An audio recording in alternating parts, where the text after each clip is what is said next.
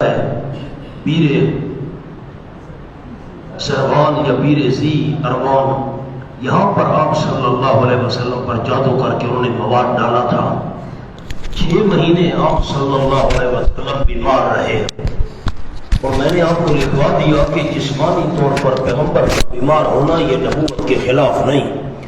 حضرت ایوب علیہ السلام کے بارے میں آپ نے پڑھا، بیمار رہے۔ حضرت یعقوب علیہ السلام کے بارے میں پڑھا، آنکھوں کی بینائی چلی گئی۔ آپ صلی اللہ علیہ وسلم طائف میں زخمی ہوئے، دندان مبارک شہید ہوا، اور آپ فرماتے تھے کہ مجھے دوسروں سے ڈبل بخار ہوتا ہے۔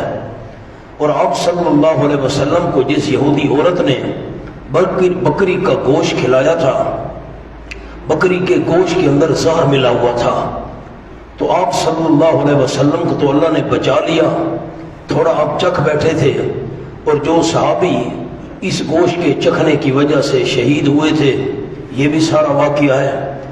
تو آپ صلی اللہ علیہ وسلم فرماتے تھے وفات سے پہلے کہ وہ جو زہر آلود گوشت میں نے چکھا تھا، اس کی تکلیف کی وجہ سے میری شہرگ کٹ رہی ہے۔ تو اب دیکھیں، جسمانی تکلیف کا ہو جانا یہ نبوت کے خلاف نہیں۔ اور میں نے آپ کو یہ 4 باتیں بھی لکھوا دی ہیں کہ آپ صلی اللہ علیہ وسلم اگر نورانی ہوتے، آپ بشر نہ ہوتے، تو آپ پر جادو کا اثر نہ ہوتا اور آپ کو جسمانی تکلیف نہ ہوتی۔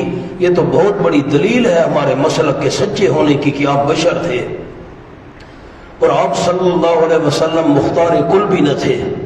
یہ بھی دلیل ہمارے عقیدے کی ہے۔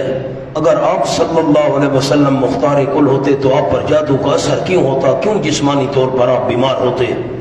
اور آپ عالم الغیب بھی نہ تھے، یہ بھی ہمارا عقیدہ اس واقعے سے ثابت ہو رہا ہے۔ آپ کو پتہ چل جاتا لبید یہودی اور اس کی بیٹیاں یہ مشورہ کر رہی ہیں، اور میرے بال منگوائے جا رہے ہیں خفیہ طور پر، چمڑے کے اندر گریں دی جا رہی ہیں، اور بیر ذی اروان کے اندر یہ سب کچھ ڈالا جا رہا ہے۔ آپ عالم الغیب ہوتے اور یہ مسئلہ بھی ساتھ حل ہو گیا، ہر جگہ موجود حاضر ناظر ہوتے، پتہ ہوتا اس مشورے کا۔ ایسے یہودیوں نے چندہ جمع کیا ہے۔ یہ واقعہ مولانا ہمارے مسلک اور عقیدے کے سچے ہونے کی دلیل ہے۔ یہ بات بھی آپ کو لکھوا دی۔ آپ صلی اللہ علیہ وسلم جسمانی طور پر بیمار ہو گئے۔ ایک رات خواب کے اندر 2 بندے آئے۔ آپ صلی اللہ علیہ وسلم سوئے ہوئے تھے، ایک بندہ آپ کے سر والی جانب بیٹھ گیا اور دوسرا پاؤں والی جانب بیٹھ گیا۔ اب پاؤں کی طرف والا جو بندہ ہے وہ سوال کر رہا ہے، اور جو سر کی جانب بیٹھا ہے خواب میں، وہ بندہ جواب دے رہا ہے۔ تو جو پاؤں کی جانب بیٹھا تھا اس نے پوچھا وہ سر والی جانب والے سے، بھئی ان کو کیا ہے؟ تو سر کی طرف والے نے جواب دیا کہ ان پر جادو ہوا ہے۔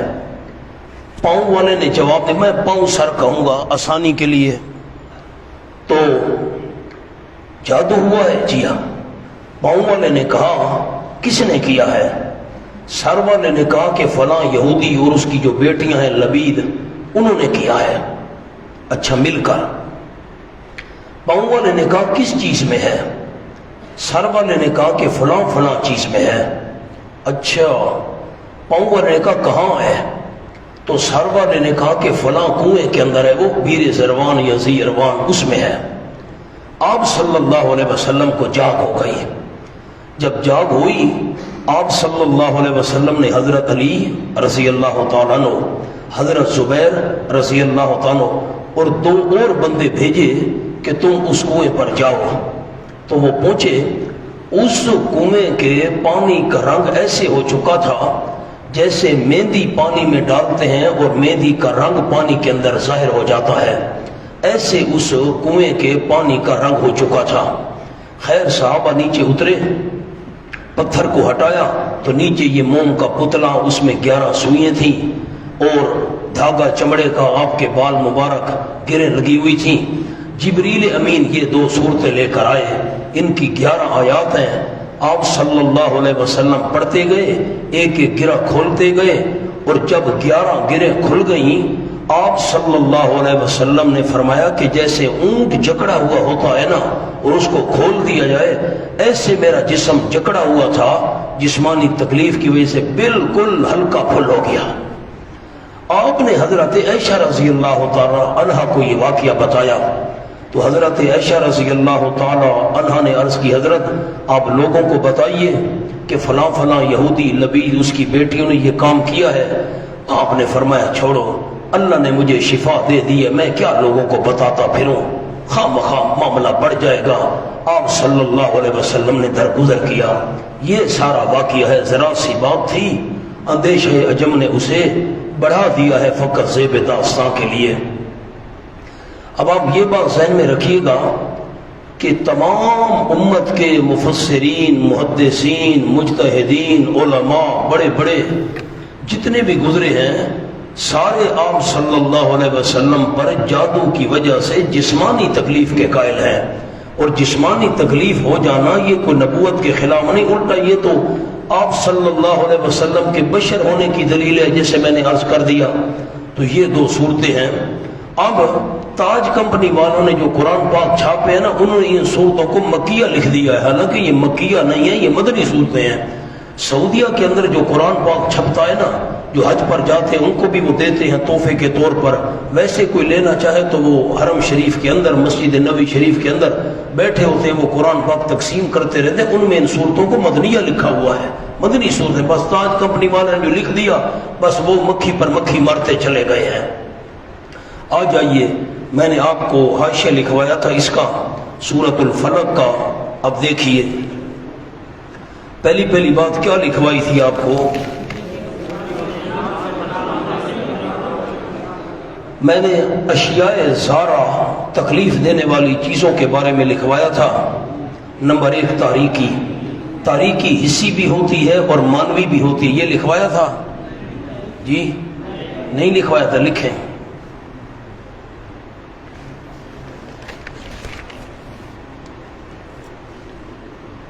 تاریکی حصی بھی ہوتی ہے اور مانوی بھی ہوتی ہے۔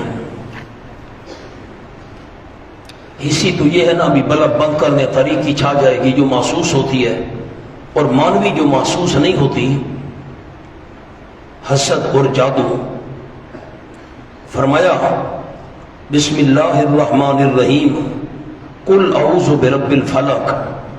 میرے محبوب صلی اللہ علیہ وسلم ایک جملہ سامنے لکھ لیجئے، جب آپ توحید کھول کر بیان کریں گے، ورنہ منیب قاری صاحب کا بدے کو نہیں تیوا تو ایکو آکھنا اے عبدالوحید نو بھئی جوہر القرآن دی 3 جلد منگوا دیو، 3 جلد کرو۔ جب آپ کیا جملہ عرض کیا، توحید کھول کر بیان کریں گے تو دشمن آپ پر آخری حربہ جادو والا استعمال کریں گے، لہذا ان 2 صورتوں کو اکثر پڑھا کریں۔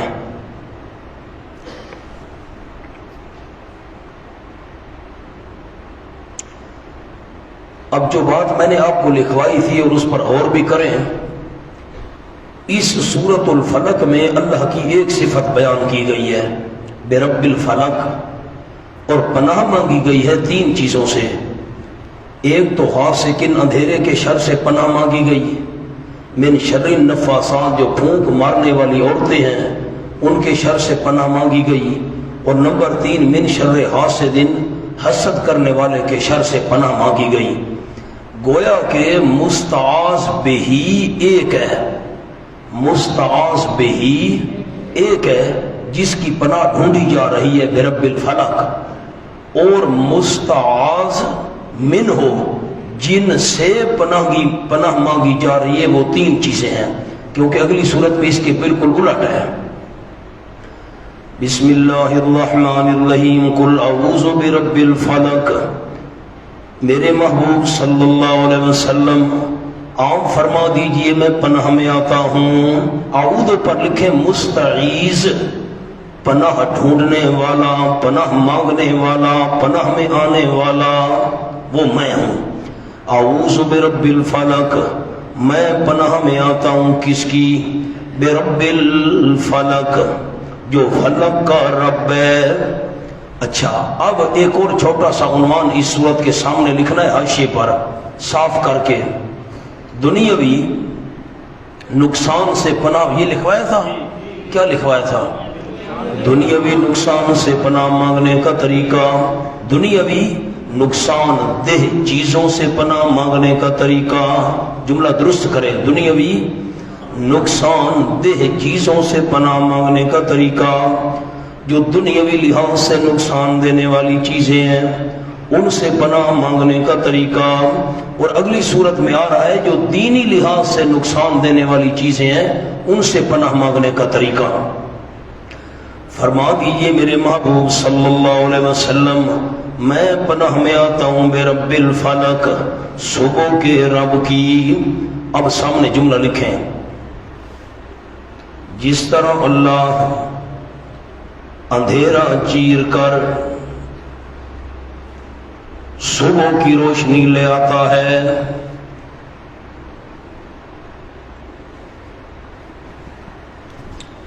جس طرح اللہ اندھیرا چیر کر صبح کی روشنی لے آتا ہے، اسی طرح تکالیف ختم کر کے خوشی لے آئے گا، اسی طرح تکالیف ختم کر کے خوشی لے آئے گا۔ فلق، فلق کہتے ہیں چیرنے کو، آپ نے سورۃ الانعام میں پڑھا تھا، ان اللہ فالق الحب والنوى، اللہ دانے کو چیرتا ہے، گٹھلی کو چیرتا ہے، اس میں سے وہ چھوٹی سی کوپل نکلتی ہے۔ قل اعوذ برب الفلق، فرما دیجئے میرے محبوب صلی اللہ علیہ وسلم، میں پناہ میں آتا ہوں صبح کے رب کی، جو اندھیرے کو چیر کر صبح کو نکال کر لے آتا ہے، تکالیف ختم کر کے اسی طرح تکالیف کو چیر کر خوشی بھی باہر نکال کر لے آئے گا۔ من شر ما خلق، اب یہ مستعاذ منہ آ گیا، کس کے شر سے؟ ماں کے نیچے لکھے تمام، ما خلق، تمام جو مخلوق اللہ نے پیدا کی ہے اس کے شر سے، جتنی بھی مخلوق ہے اس کے شر سے میں صبح کے رب کی پناہ میں آتا ہوں۔ اب من شر ما خلق، ما خلق میں تو ساری مخلوق آ گئی، من شر غاسق، تخصیص بعد از تعمیم، کیا لکھنا ہے؟ تخصیص بعد از تعمیم، عام ساری مخلوق کا ذکر کرنے کے بعد تین خاص خاص چیزیں بیان کی، وَمِن شَرِّ غَاسِقٍ، اور اندھیرے کے شر سے، اذا وقب جب چھا جائے، پہلے میں معنی کر لوں، وَمِن شَرِّ النَّفَّاثَاتِ، اور پھونک مارنے والی عورتوں کے شر سے، کس میں پھونک مارنے والی؟ فی العقد، گرہوں میں۔ یہ چونکہ وہ جادو کرنے والی عورتیں تھیں نا، اس مناسبت سے النفاسات مؤنث کہا۔ وَمِن شَرِّ حاسد اذا حسد، حسد کرنے والے کے شر سے، اذا حسد، جب وہ حسد کرنے لگے۔ اب ما خلق میں تعمیم تھی اور آگے تین خاص چیزیں بیان کر دیں۔ میں نے آپ کو ایک جملہ لکھوایا ہے، من شر غاسق، اندھیرے کے شر سے۔ مولانا جتنے جو موذی یہ حشرات الارض ہے نا، کیڑے مکوڑے، بچھو ہے، سانپ ہے، وغیرہ وغیرہ، یہ رات کو نکلتے ہیں، چور ڈاکو بھی رات کو نکلتے ہیں۔ لکھیں، موذی حشرات الارض اندھیرے میں نکلتے ہیں۔ نمبر 2، چور ڈاکو اندھیرے میں کاروائی کرتے ہیں۔ نمبر 3، شیاطین بھی اندھیرے میں نکلتے ہیں۔ اس لیے آپ صلی اللہ علیہ وسلم نے فرمایا، رات کو دروازے بند کر دیا کرو،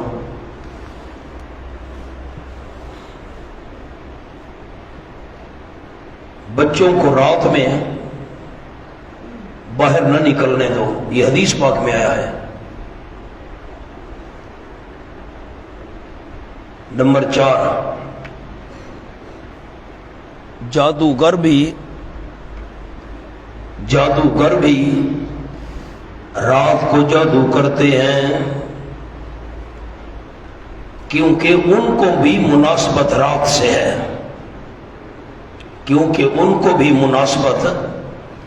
ہے، اب آپ علماء کرام فرمائیں اللہ نے من شر غاسق، اندھیرے کا ذکر کیوں کیا؟ اندھیرے کے شر سے میں اللہ تیری پناہ میں آتا ہوں۔ وجہ حاشیے کو دیکھ کر پڑھیں، مولانا حاشیے کو دیکھ کر کتنی باتیں آپ کو لکھوا دی ہیں۔ موسی جو حشرات الارض ہیں اندھیرے میں نکلتے ہیں، اور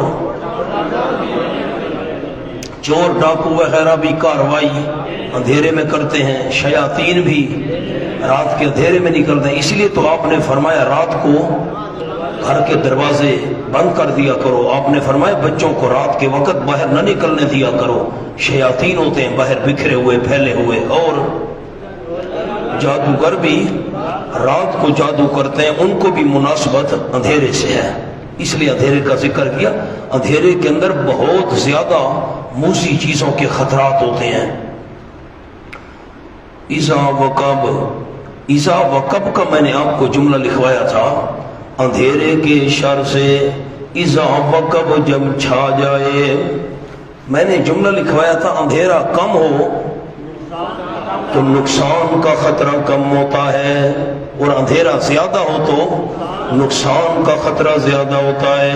اذا وقب کے اندر زیادہ اندھیرے کا اشارہ ہے، اذا وقب میں نیچے لکھ لیں چھوٹا سا لفظ اشارہ زیادہ اندھیرا۔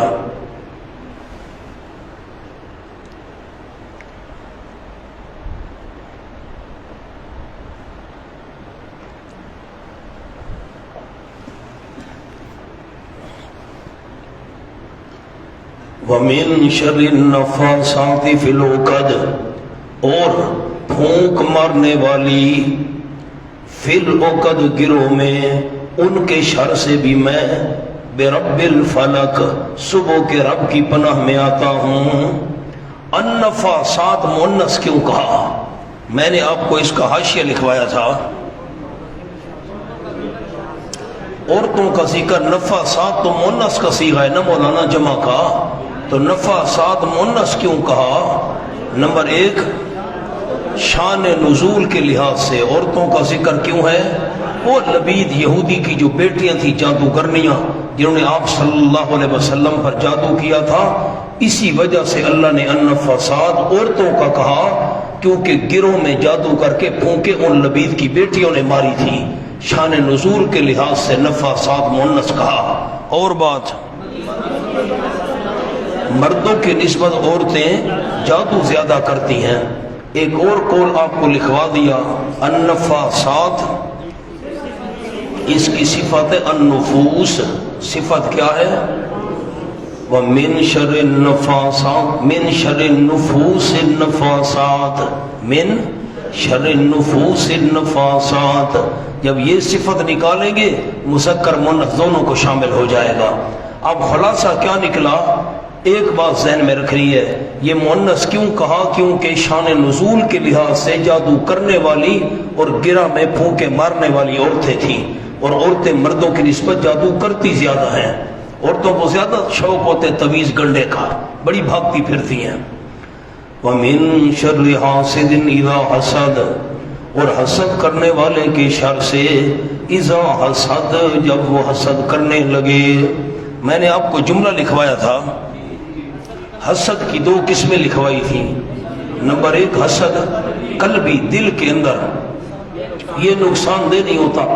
میں نے خدا نخواستہ کسی بندے کے بارے میں دل میں حسد رکھا ہوا ہے، بس ٹھیک ہے میں اپنا خواہ مخواہ دل جلا رہا ہوں، لیکن جب حسد عملی ہو، میں عملی طور پر اس کے بارے میں حسد شروع کر دوں، بھئی یہ کاروائی کروں، یہ کام کروں، فلاں کروں، تاکہ وہ ذلیل ہو، خوار ہو، فلاں، اس کو پھر نقصان ہوتا ہے۔ تو اذا حسد کے اندر نیچے چھوٹا سا لد لکھ لیں، اشارہ حسد عملی.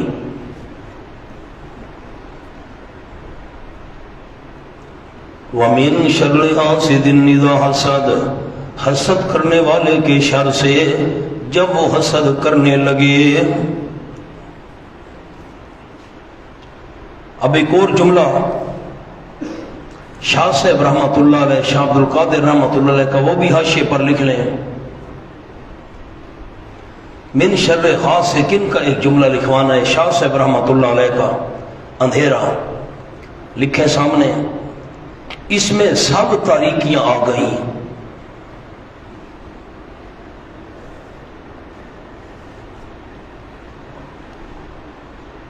اس میں سب تاریکیاں آ گئیں، ظاہر و باطن کی،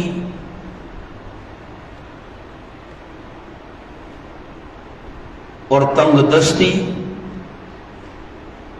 اور پریشانی اور گمراہی. آج شاہ صاحب تو غاسقن کہا، من شر غاسقن اذا وقب، اندھیرے میں ساری تاریکیاں آ گئی. کون کون سی تاریکیاں؟ ظاہر کی تاریکی، باطن کی تاریکی، تنگ دستی والی تاریکی، پریشانی والی تاریکی، گمراہ والی تاریکی. اللہ سارے اندھیروں سے میں تیری پناہ میں آتا ہوں. اور جو بات آپ کو لکھوائی تھی، ایک ہوتا ہے حسد. حسد کیا ہوتا ہے؟ غیبت اور حسد میں فرق آپ کو لکھوایا تھا. حسد کیا ہوتا ہے؟ یہ جو فلاں کے پاس علم ہے، دولت ہے، مال ہے، حسن ہے، یہ نہ رہے، یہ چلا جائے. ہائے بندہ دل کے اندر نہ جل رہا ہے، سڑ رہا ہے، ہائے اس کے پاس یہ نعمت کیوں ہے، چلا جائے، یہ نعمت اس کے پاس نہ رہے. اور غیبت کیا ہوتا ہے؟ اس کے پاس بھی نعمت رہے، اللہ مجھے بھی دے دے. تو شریعت میں غیبت رشک کو کہتے ہیں. رشک غیبت شریعت میں جائز ہے. اللہ اس کو تو نے نعمت دی ہے، اس کے پاس رہے، مجھے بھی عطا کر دے. شریعت میں غیبت کرنا جائز ہے، حسد کرنا حرام ہے. حدیث پاک میں حسد نیکیوں کو ایسے کھا جاتا ہے جیسے آگ خشک لکڑیوں کو جلا کر خاک راکھ کر کے رکھ دیتی ہے. اب سورۃ الناس آ گئی. سورۃ الناس کے اندر اور سورۃ الفلق میں ایک تو عنوان کا فرق ہے. عنوان آپ کو لکھوایا تھا، اس کا عنوان کیا ہے؟ دینی نقصان دینے والی چیزوں سے پناہ مانگنے کا طریقہ. جو دین کے لحاظ سے نقصان دینے والی چیزیں ہیں ان سے پناہ مانگنے کا طریقہ. قل اعوذ برب الناس، فرما دیجئے میرے محبوب صلی اللہ علیہ وسلم، میں پناہ میں آتا ہوں. اعوذ کے نیچے مستعیذ، پناہ ڈھونڈنے والا، پناہ مانگنے والا. برب الناس، کس کی پناہ میں آتا ہوں؟ جو تمام انسانوں کا رب ہے. یہ ہے مستعاذ بہ. برب الناس کے نیچے لکھنا ہے مستعاذ بہ، جس کی پناہ ڈھونڈی جا رہی ہے وہ کون ہے؟ برب الناس، جو تمام انسانوں کا رب ہے. نمبر 2 مالک الناس، مالک ہے تمام لوگوں کا. الہ الناس، الہ ہے لوگوں کا. اچھا کس چیز سے پناہ ڈھونڈنی ہے؟ من شر الوسواس. الوسواس کے نیچے مستعاذ من ہو، مستعاذ من ہو. کس سے پناہ ڈھونڈی جا رہی ہے؟ مولانا یہ جو الوسواس ہے یہ اس میں مصدر ہے. کیا ہے؟ اس میں مصدر لکھا ہے آپ نے، اوپر چھوٹا سا لکھ لیں، اس میں مصدر. مبالغے کے طور پر اس میں مصدر ذکر کیا گیا. میں نے آپ کو لکھوایا تھا جملہ، اس میں مصدر مبالغتاً شیطان کو کہا گیا. تو اب معنی کیا کریں گے؟ بہت زیادہ وسوسے ڈالنے والا. الوسواس کا معنی صرف وسوسہ نہیں کرنا، مبالغے کے لیے اس میں مصدر ہے بہت زیادہ وسوسے ڈالنے والا. الخناس، یاد الہی کے وقت پیچھے ہٹ جانے والا. خناس کا معنی لکھیں، یاد الہی کے وقت پیچھے ہٹ جانے والا. الذی یوسوس فی صدور الناس، الذی یوسوس کے نیچے مشغلہ خناس، یہ جو خناس ہے اس کا مشغلہ کیا ہے، کرتا کیا ہے؟ الذی یوسوس فی صدور الناس، وہ جو وسوسے ڈالتا ہے لوگوں کے سینوں میں، من الجنہ، من کے نیچے لکھیں بیانیہ، یعنی بھی لکھنا ہے، یعنی جنوں میں سے بھی ہے، انسانوں میں سے بھی ہے۔ انسان بھی ہوتے ہیں نا جو وسوسے ڈالتے ہیں، او اس مسجد میں نہیں جانا، وہابی ہیں، خیال کرنا، بے ادب ہیں، ہاں ان کی بات یہ انسانوں میں سے ہوتے ہیں وسوسے ڈالنے والے۔ میں نے آپ کو حاشیہ لکھوایا تھا، بے رب الناس کیوں فرمایا؟ اللہ تو تمام کائنات کا رب العالمین ہے، یہاں بے رب الناس کیوں فرمایا؟ پڑھے۔ جواب دیا سوائے جن و انس کے ساری مخلوق اللہ کو رب مانتی ہے، اور انسانوں پر انعامات بہت زیادہ ہیں، اور انبیاء بھی انسانوں میں سے آئے، چونکہ انسانوں پر انعامات بہت زیادہ ہیں، انبیاء بھی انسانوں میں سے آئے، اور سب سے زیادہ مونا قصوروار بھی انسان ہے، جنوں کی نسبت زیادہ قصوروار بھی انسان ہے، تو اس لیے فرمایا بے رب الناس۔ آگے جملہ لکھوایا تھا رب میں اشارہ ہے خالق و مربی کا، پیدا کرنے والا بھی وہی ہے، تربیت کرنے والا بھی وہی ہے، نقصان سے بچانے والا، نفع پہنچانے والا، ہر ایک کو حد کمال تک پہنچانے والا، مالک الناس، تخت بادشاہی پر خود متمکن ہے، اس نے اپنے اختیارات کسی کے حوالے نہیں کیے۔ الہ الناس، مصائب میں، حوائج میں، حاجات میں، مشکلات میں غیبانہ پکار کے لہک بھی سر ہوئی ہے الہ الناس۔ وسوسے کے بارے میں میں نے آپ کو ایک جملہ لکھوایا تھا، وسوسہ دو قسم، اختیاری و غیر اختیاری۔ اللہ اختیاری وسوسہ میں تیری پناہ میں آتا ہوں، بغیر اختیار کے دل میں آ جائے وسوسہ تیری پناہ میں آتا ہوں۔ اور دشمن دو قسم ہے، زہری باطنی۔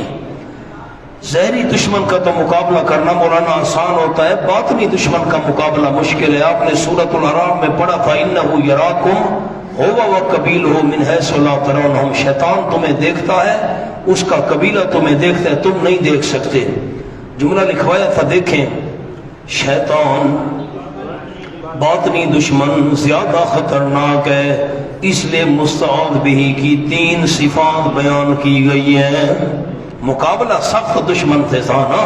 اللہ تو بے رب الناس، لوگوں کا رب ہے، مالک الناس، لوگوں کا مالک ہے، الہ الناس، تمام انسانوں کا معبود ہے۔ اللہ کی 3 صفتیں کیوں بیان کی گئی ہیں؟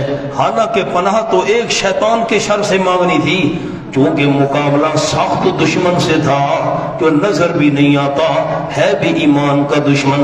اللہ رب تو ہے، تو نے بچانا ہے، مالک تو ہے، تو نے بچانا ہے، الہ تو ہے، تو نے بچانا ہے، تیری امداد کے بغیر ہم شیطان کا مقابلہ نہیں کر سکتے۔ شاہ صاحب کا ایک بڑا قیمتی جملہ ہے، وہ لکھ لیں، شاہ عبد القادر محدث دہلوی رحمۃ اللہ علیہ کا۔ قرآن کی ابتدا با سے ہے، بسم اللہ الرحمن الرحیم، قرآن کی ابتدا با سے ہے، آخر میں سین ہے، او والناس، آخر میں سین ہے، یعنی قرآن بس، باقی حوث، یعنی قرآن بس باقی حواس۔ مولانا 30 پاروں کا خلاصہ ایک جملے میں حضرت شاہ عبد القادر محدث دہلوی رحمۃ اللہ نے بیان فرما دیا۔ پڑھیں جملہ، مجھے خوشی ہو۔ قرآن کی ابتدا میں کیا ہے؟ با ہے، اور آخر میں کیا ہے؟ سین۔ کیا معنی؟ قرآن بس باقی حواس۔ واقعی قرآن بس ہے، قرآن سے زیادہ اور کون سی کتاب ہمیں کافی ہو سکتی ہے؟ حضرت عمر رضی اللہ تعالیٰ کا بڑا قیمتی جملہ ہے، حسبنا کتاب اللہ، اللہ کی کتاب ہی ہمیں کافی ہے۔ میں نے پس منظر بھی آپ کو بتا دیا، شان نزول بھی بتا دیا، جسمانی تکلیف کے بارے میں بھی بتا دیا۔ یہ میرے ہاتھ میں تفسیر جواہر القرآن ہے۔ میں جملہ پڑھتا ہوں، یہ حضرت شیخ القرآن مولانا غلام اللہ خان صاحب رحمۃ اللہ علیہ، ہمارے دادا استاد مولانا 20,000 سے زیادہ علماء کرام نے حضرت شیخ القرآن سے تفسیر پڑھی تھی۔ بیانات شعیب آپ کو دے رہے ہیں، آپ دیکھیں، اس کو میں نے منسوب کیا حضرت شیخ القرآن رحمۃ اللہ علیہ سے، واقعہ بھی میں نے وہ لکھا ہے۔ سبحان اللہ، آپ کو سنایا بھی تھا وہ واقعہ، والد صاحب نے ان سے دعا کروائی تھی۔ اب ذرا انصاف آپ نے کرنا ہے کہ حضرت شیخ کا عقیدہ کیا تھا۔ میں عبارت پڑھتا ہوں، آپ کان میری طرف لگائیں۔ سورۃ الفلق، ربط و خلاصہ۔ جب آپ صلی اللہ علیہ وسلم مسئلہ توحید کو اس طرح واش گاف کریں گے اور کھلم کھلا بیان فرمائیں گے تو دشمن ایذا کے دوسرے حربوں کے علاوہ آپ پر جادو کرنے کا حربہ بھی استعمال کریں گے۔ خیال، اس جملے کے لیے میں نے تفسیر منگوائی ہے، اب جملہ سنیں۔ اس لیے آپ صلی اللہ علیہ وسلم ان دونوں صورتوں کی اکثر تلاوت کیا کریں، آپ پر جادو کا اثر نہ رہے گا۔ پھر جملہ سنیں۔ اس لیے آپ صلی اللہ علیہ وسلم ان دونوں صورتوں کی اکثر تلاوت کیا کریں، آپ پر جادو کا اثر، اگر جادو نہیں ہوا تھا، اثر نہیں ہوا تھا تو پھر اثر نہیں رہے گا کا کیا مطلب ہے؟ جملہ نہیں سمجھ آیا آپ کو؟ اگر آپ پر جادو نہیں ہوا تھا، یہ واقعی سارا جھوٹ ہے معاذ اللہ، حدیثیں ساری غلط ہیں معاذ اللہ، صحیحین کی روایتیں ساری غلط ہیں معاذ اللہ، اور ان دو صورتوں کا نزول اسی واقعے کے لیے ہوا، یہ معاملہ سارا غلط ہے معاذ اللہ، پھر اس کا کیا مطلب ہے؟ اس لیے آپ صلی اللہ علیہ وسلم ان دونوں صورتوں کی اکثر تلاوت کیا کریں، آپ پر جادو کا اثر نہیں رہے گا۔ اب پتہ چل گیا حضرت شیخ القرآن کا عقیدہ کیا تھا۔ یہ میرے ہاتھ میں جواہر القرآن ہے، یہ میں نے کھولی ہوئی ہے، 3 جلد ہے۔ بس مجھے جواہر القرآن سے یاد آیا، آپ تمام احباب کو ایک مشورہ بھی ہے میرا طالب علمی کا دور تھا اور اس وقت میں نے جواہر القرآن لے لی تھی، تو وہ نسخہ آج تک میرے پاس ہے۔ اب میرے خیال کم از کم اس کو 33-34 سال ہو چکے ہیں، میں اب بھی مطالعہ انہی نسخوں پر کرتا ہوں، ویسے اس کے علاوہ بھی سیٹ ہے میرے پاس۔ تو آپ پہلی فرصت میں نا، اگر آپ نے اس دور تفسیر، باقی آپ نے اساتذہ کرام کے پاس پڑھے، سارے ہمارے محترم ہیں، جو بزرگ ہمارے پڑھا رہے ہیں دور تفسیر، آپ نے جہاں بھی شرکت کی ہے نا، خوش نصیبی ہے۔ لیکن ایک مشورہ میرا ہے کہ تفسیر جواہر القرآن ضرور آپ لے لیں۔ پہلے تو بہت سستی تھی، اب بھی اتنی اس کا ہدیہ نہیں ہے، پتہ کر لیں گے 3-4 ہزار ہوگا، 2,000 2,500، پہلے 600-700 تھا، پھر 1,000-1,500 ہو گئی۔ اب دیکھیں ہم دنیا کے معاملات میں کتنے پیسے خرچ کر دیتے ہیں۔ جن ہمارے ساتھیوں نے دور تفسیر پڑھا ہو نا، جس بھی بزرگ کے پاس، میں اپنی بات نہیں کر رہا، ہمارے جتنے بزرگ ہیں، احباب ہیں جو پڑھا رہے ہیں دور تفسیر، جنہوں نے دور تفسیر میں شرکت کی ہے، اب جب وہ جواہر القرآن کو پڑھیں گے تو لطف آئے گا۔ آپ یقین کریں، آپ ساری تفسیریں دیکھیں، بڑی بڑی تفسیریں دیکھیں، آپ کی تسلی نہیں ہوگی۔ جب آپ آخر میں جواہر القرآن دیکھیں گے، آپ کی تسلی ہو جائے گی۔ سارے اشکالات اللہ کی مہربانی سے حضرت شیخ القرآن رحمہ اللہ نے حل کر کے رکھ دیے۔ اصل میں حضرت صاحب رحمۃ اللہ علیہ کی زندگی میں تفسیر چھپی تھی بلغۃ الحیران۔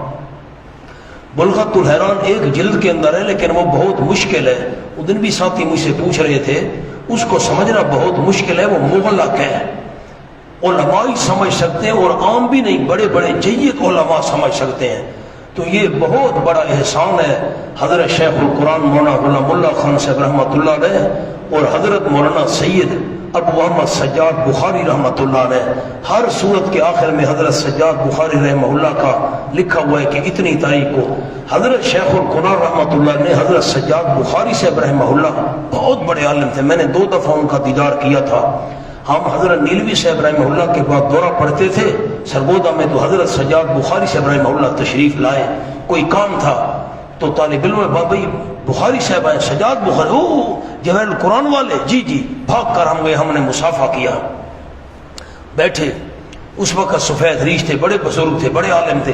حضرت مولانا عبد الشکور صاحب لکھنوی رحمۃ اللہ علیہ کے بھی شاگرد تھے، اور حضرت لکھنوی صاحب تردید شیعیت کے اندر مجتہد تھے، مجتہد، ان سے بھی حضرت نے لکھنؤ میں پڑھا تھا۔ پھر جب ہم نے، یہ تو سن 90 کی بات ہے، جب 91 میں نے حضرت قاضی صاحب رحمہ اللہ سے دورہ تفسیر پڑھا قلعہ دیدار سنگھ میں، تو سندے تقسیم کرنے کے لیے حضرت سجاد بخاری صاحب رحمہ اللہ تشریف لائے تھے۔ تو یہ مولانا تفسیر جواہر القرآن حضرت سجاد بخاری صاحب رحمہ اللہ کا صدقہ جاریہ ہے۔ تو حضرت شیخ القرآن نے ان کو مواد مہیا کیا، یہ چیزیں ہیں میرے پاس، تو تفصیل ساری حضرت سجاد بخاری صاحب رحمہ اللہ نے لکھی، پھر حضرت شیخ خود چیک کرتے تھے، پھر حضرت شیخ کی زندگی میں چھپی، جو پرانی ہے، پتہ نہیں سن 67 لکھا ہوا ہے، کون سا لکھا ہوا ہے، ہماری پیدائش سے پہلے۔ تو یہ آپ کو مشورہ ہے، اب آپ کی مرضی، آپ مشورہ مانے، مشورہ ویسے مانتے تو لوگ کم ہیں، آج کل دور تو نہیں ہے مشورے کا، لیکن جواہر القرآن ضرور لیں پہلی فرصت میں۔ اب جب آپ ہمارا قرآن کھولیں گے، باقی ہمارے جو اساتذہ ہیں، بزرگ ہیں، ان کے دورے میں شریک ہوں گے، ان کے قرآن کو کھولیں گے، پھر جواہر القرآن، پھر آپ کو لطف آئے گا کہ کیا ہی محنت ہوئی پڑی ہے۔ میں نے آپ کو 2-3 باتیں اور بھی مزید لکھوائی ہیں اس کے بارے میں۔ لوگ کہتے ہیں جی یہ تو شیطانی اثرات ہیں، اور نبی پر شیطانی اثرات کیسے ہو گئے؟ تو میں نے آپ کو لکھوایا ہے، یخیل الیہ من سحرہم انہا تسعی، حضرت موسیٰ علیہ السلام کو بھی خیال ہونے لگا ان کے جادو کی وجہ سے کہ یہ حرکت کریں، موسیٰ علیہ السلام ڈر گئے۔ مولانا اب وقتی طور پر، جسمانی طور پر پیغمبر پر جادو کا اثر ہو جانا، یہ تو کوئی نبوت کے خلاف بات نہیں ہے، یہ تو عین اللہ کے پیغمبر کے سچے ہونے کی دلیل ہے۔ آپ نے پہلے پارے میں پڑھا تھا، وَمَا هُمْ بِضَارِّينَ بِهِ مِنْ أَحَدٍ إِلَّا بِإِذْنِ اللَّهِ، جادوگر کسی کو نقصان نہیں دے سکتے جب تک اللہ کا اذن نہ ہو۔ جب بس اللہ کا اذن ہوگا تو نقصان پہنچے گا، نہیں ہوگا تو نقصان نہیں پہنچے گا، اس میں کوئی جھگڑے کی بات ہے۔ پھر اگر یہ دلیل ہے تو پھر اس کا کیا بنے گا؟ میں نے آپ کو آیت لکھوائی تھی، دیکھیں، انی مسنی الشیطان، حضرت ایوب علیہ السلام کہہ رہے ہیں، انی مسنی الشیطان، یہ پیغمبر کو کیسے شیطان چھو گیا؟ پھر اما ینزغنک من الشیطان نزغ، یہ تو آپ صلی اللہ علیہ وسلم کے بارے میں ہے، اگر پہنچے میرے محبوب آپ صلی اللہ علیہ وسلم کو شیطان کی جانب سے وسوسہ، اللہ کی پناہ ڈھونڈا کریں۔ اما ینسینک الشیطان، میرے محبوب صلی اللہ علیہ وسلم شیطان آپ کو بھلوا دے۔ ان آیات کا کیا جواب ہوگا؟ آگے حضرت یوشع علیہ السلام کہہ رہے ہیں، وما انسانی ہو الا الشیطان، شیطان نے مجھے بھلوا دیا، میں مچھلی کا ذکر نہیں کر سکا۔ کتنی صاف صاف نسبتیں ہیں اور صاف صاف آیتیں ہیں۔ حضرت آدم کے بارے میں آپ نے پڑھا، ایک دفعہ نہیں دوسرے مقام پر بھی ہے، فَأَزَلَّهُمَ الشَّيْطَانُ، شیطان نے دونوں کو پھسلا دیا۔ شیطان کا پیغمبر پر کیسے اثر ہو گیا؟ اسی طرح فَوَسْوَسَ لَهُمَ الشَّيْطَانُ، شیطان نے وسوسہ ڈالا حضرت آدم اور اماں حوا کے لیے۔ یہ کیا مطلب ہے پھر ان آیات کا؟ مولانا بس ایک بات ذہن میں رکھنی ہے، لیکن امانت دیانت کا دامن بھی ہاتھ سے نہیں چھوڑنا چاہیے۔ اب المیہ یہ ہے کہ جو چھوٹے چھوٹے لوگ ہیں نا، ان کے ہاتھ میں آ گئی ہے دین کی باغ ڈور، جن کو پتہ ہی نہیں ہے، تحقیق ہی نہیں ہے، سنی سنائی والے ہیں۔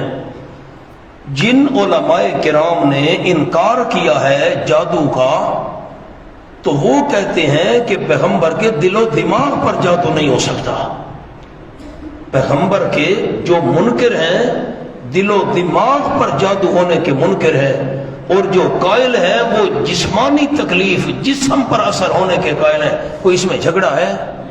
جھگڑے کی بات ہی نہیں ہے، ذرا سی بات تھی، اندیشہ عجم نے اسے بڑھا دیا ہے فقط زیب داستان کے لیے۔ خواہ مخواہ لوگوں کو لڑانے کے لیے. اور پھر اگر یہ دلیل پیش کی جائے واللہ یعصمک من الناس، اللہ آپ کو بچائے گا، تو کیا جملہ آپ کو عرض کیا تھا بچانے سے کیا مراد ہے؟ من این یقتلوک، آپ کو قتل نہیں کر سکیں گے، اس سے بچانا مراد ہے. کہ یہ معنی ہے بھئی آپ کو جادو سے بچاؤں گا، آپ کو جسمانی تکلیف نہیں ہو سکے گی. اور ولا یفلح الساحر حیث اتی، وہاں آپ کو جملہ لکھوایا تھا، حاشیہ بھی لکھوایا تھا، جادوگر کامیاب نہیں ہو سکتے جب معجزے کے مقابلے میں آئیں، وہ کامیابی مراد ہے. آ جاؤ مولانا ورق نکالو، میں مسئلہ الہ شروع کرنے لگا ہوں.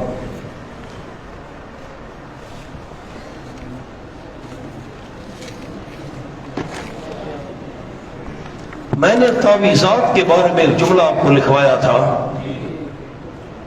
کیا لکھوایا تھا؟ کتنی شرطیں ہیں؟ 2.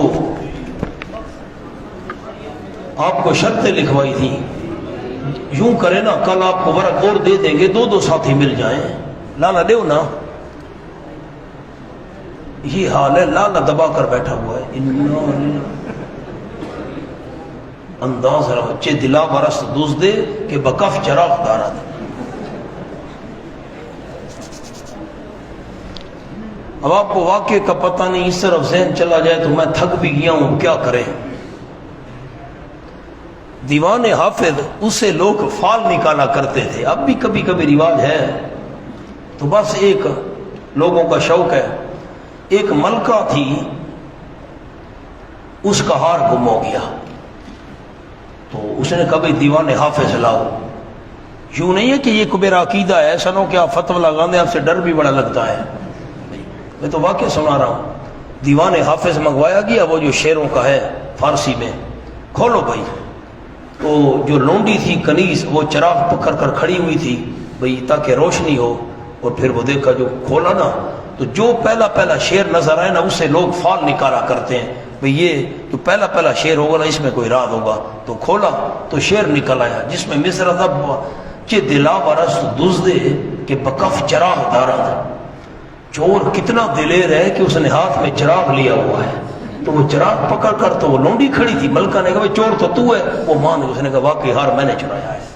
لالا بھی ایسے چے دلا ورست دزدے کہ بکف چراغ دارا، دبا کر بیٹھا ہوا ہے. مسئلہ الہ کے ورق کی اندازہ لگاؤ جی، یہ حال ہے. مولانا میں نے تعویذ کی 2 شرطیں 1-2 لکھوائی تھی. نمبر 1 جی، آپ دیکھیں نا ذرا، قرآن کھول کر دیکھیں تو. ہاں بے جی اچھا پڑھو دیکھنا. مقصد درست ہو، شریعت میں جائز ہو. مقصد بھی درست ہو اور شریعت میں جائز ہو. متن بھی کیا؟ مقصد بھی. اور نمبر 2 خلاف شریعت بھی نہ ہو، جائز مقصد کے لیے. ایک بندہ بیمار ہے، اس کو تکلیف ہے، دکھی ہے. اور نمبر 2 ہوں اس میں کیا چیزیں ہیں؟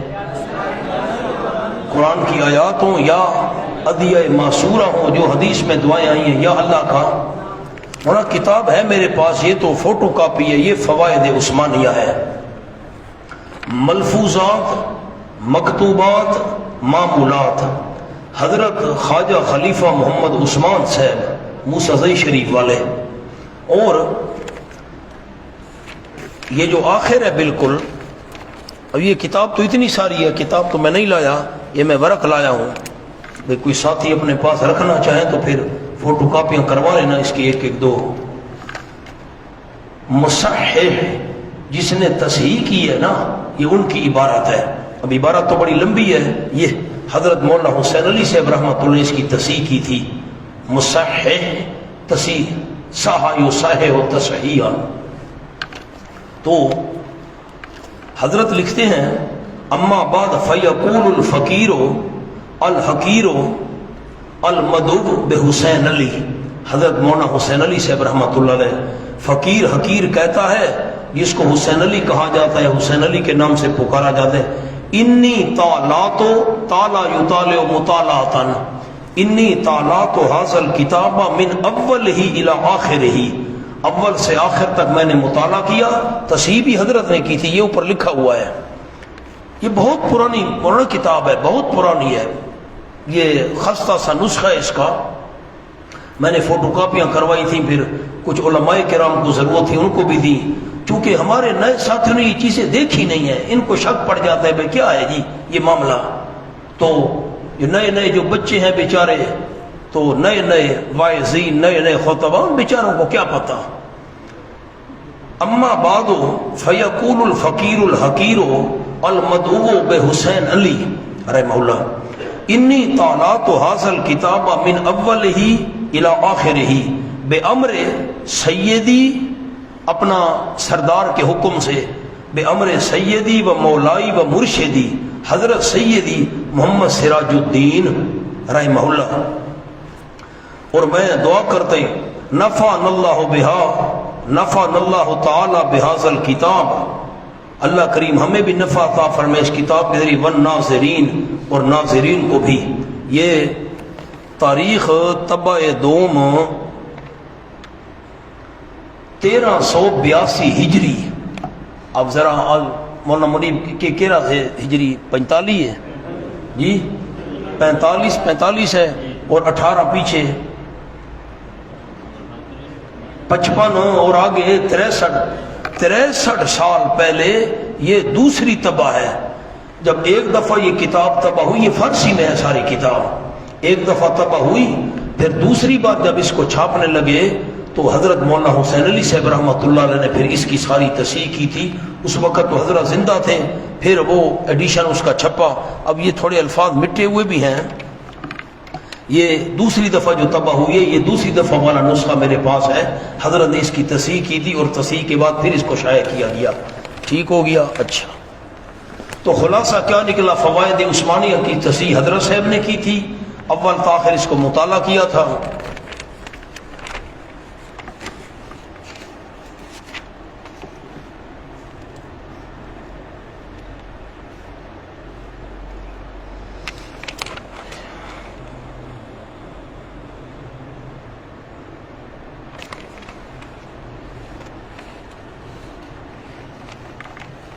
اب سنیں جملہ،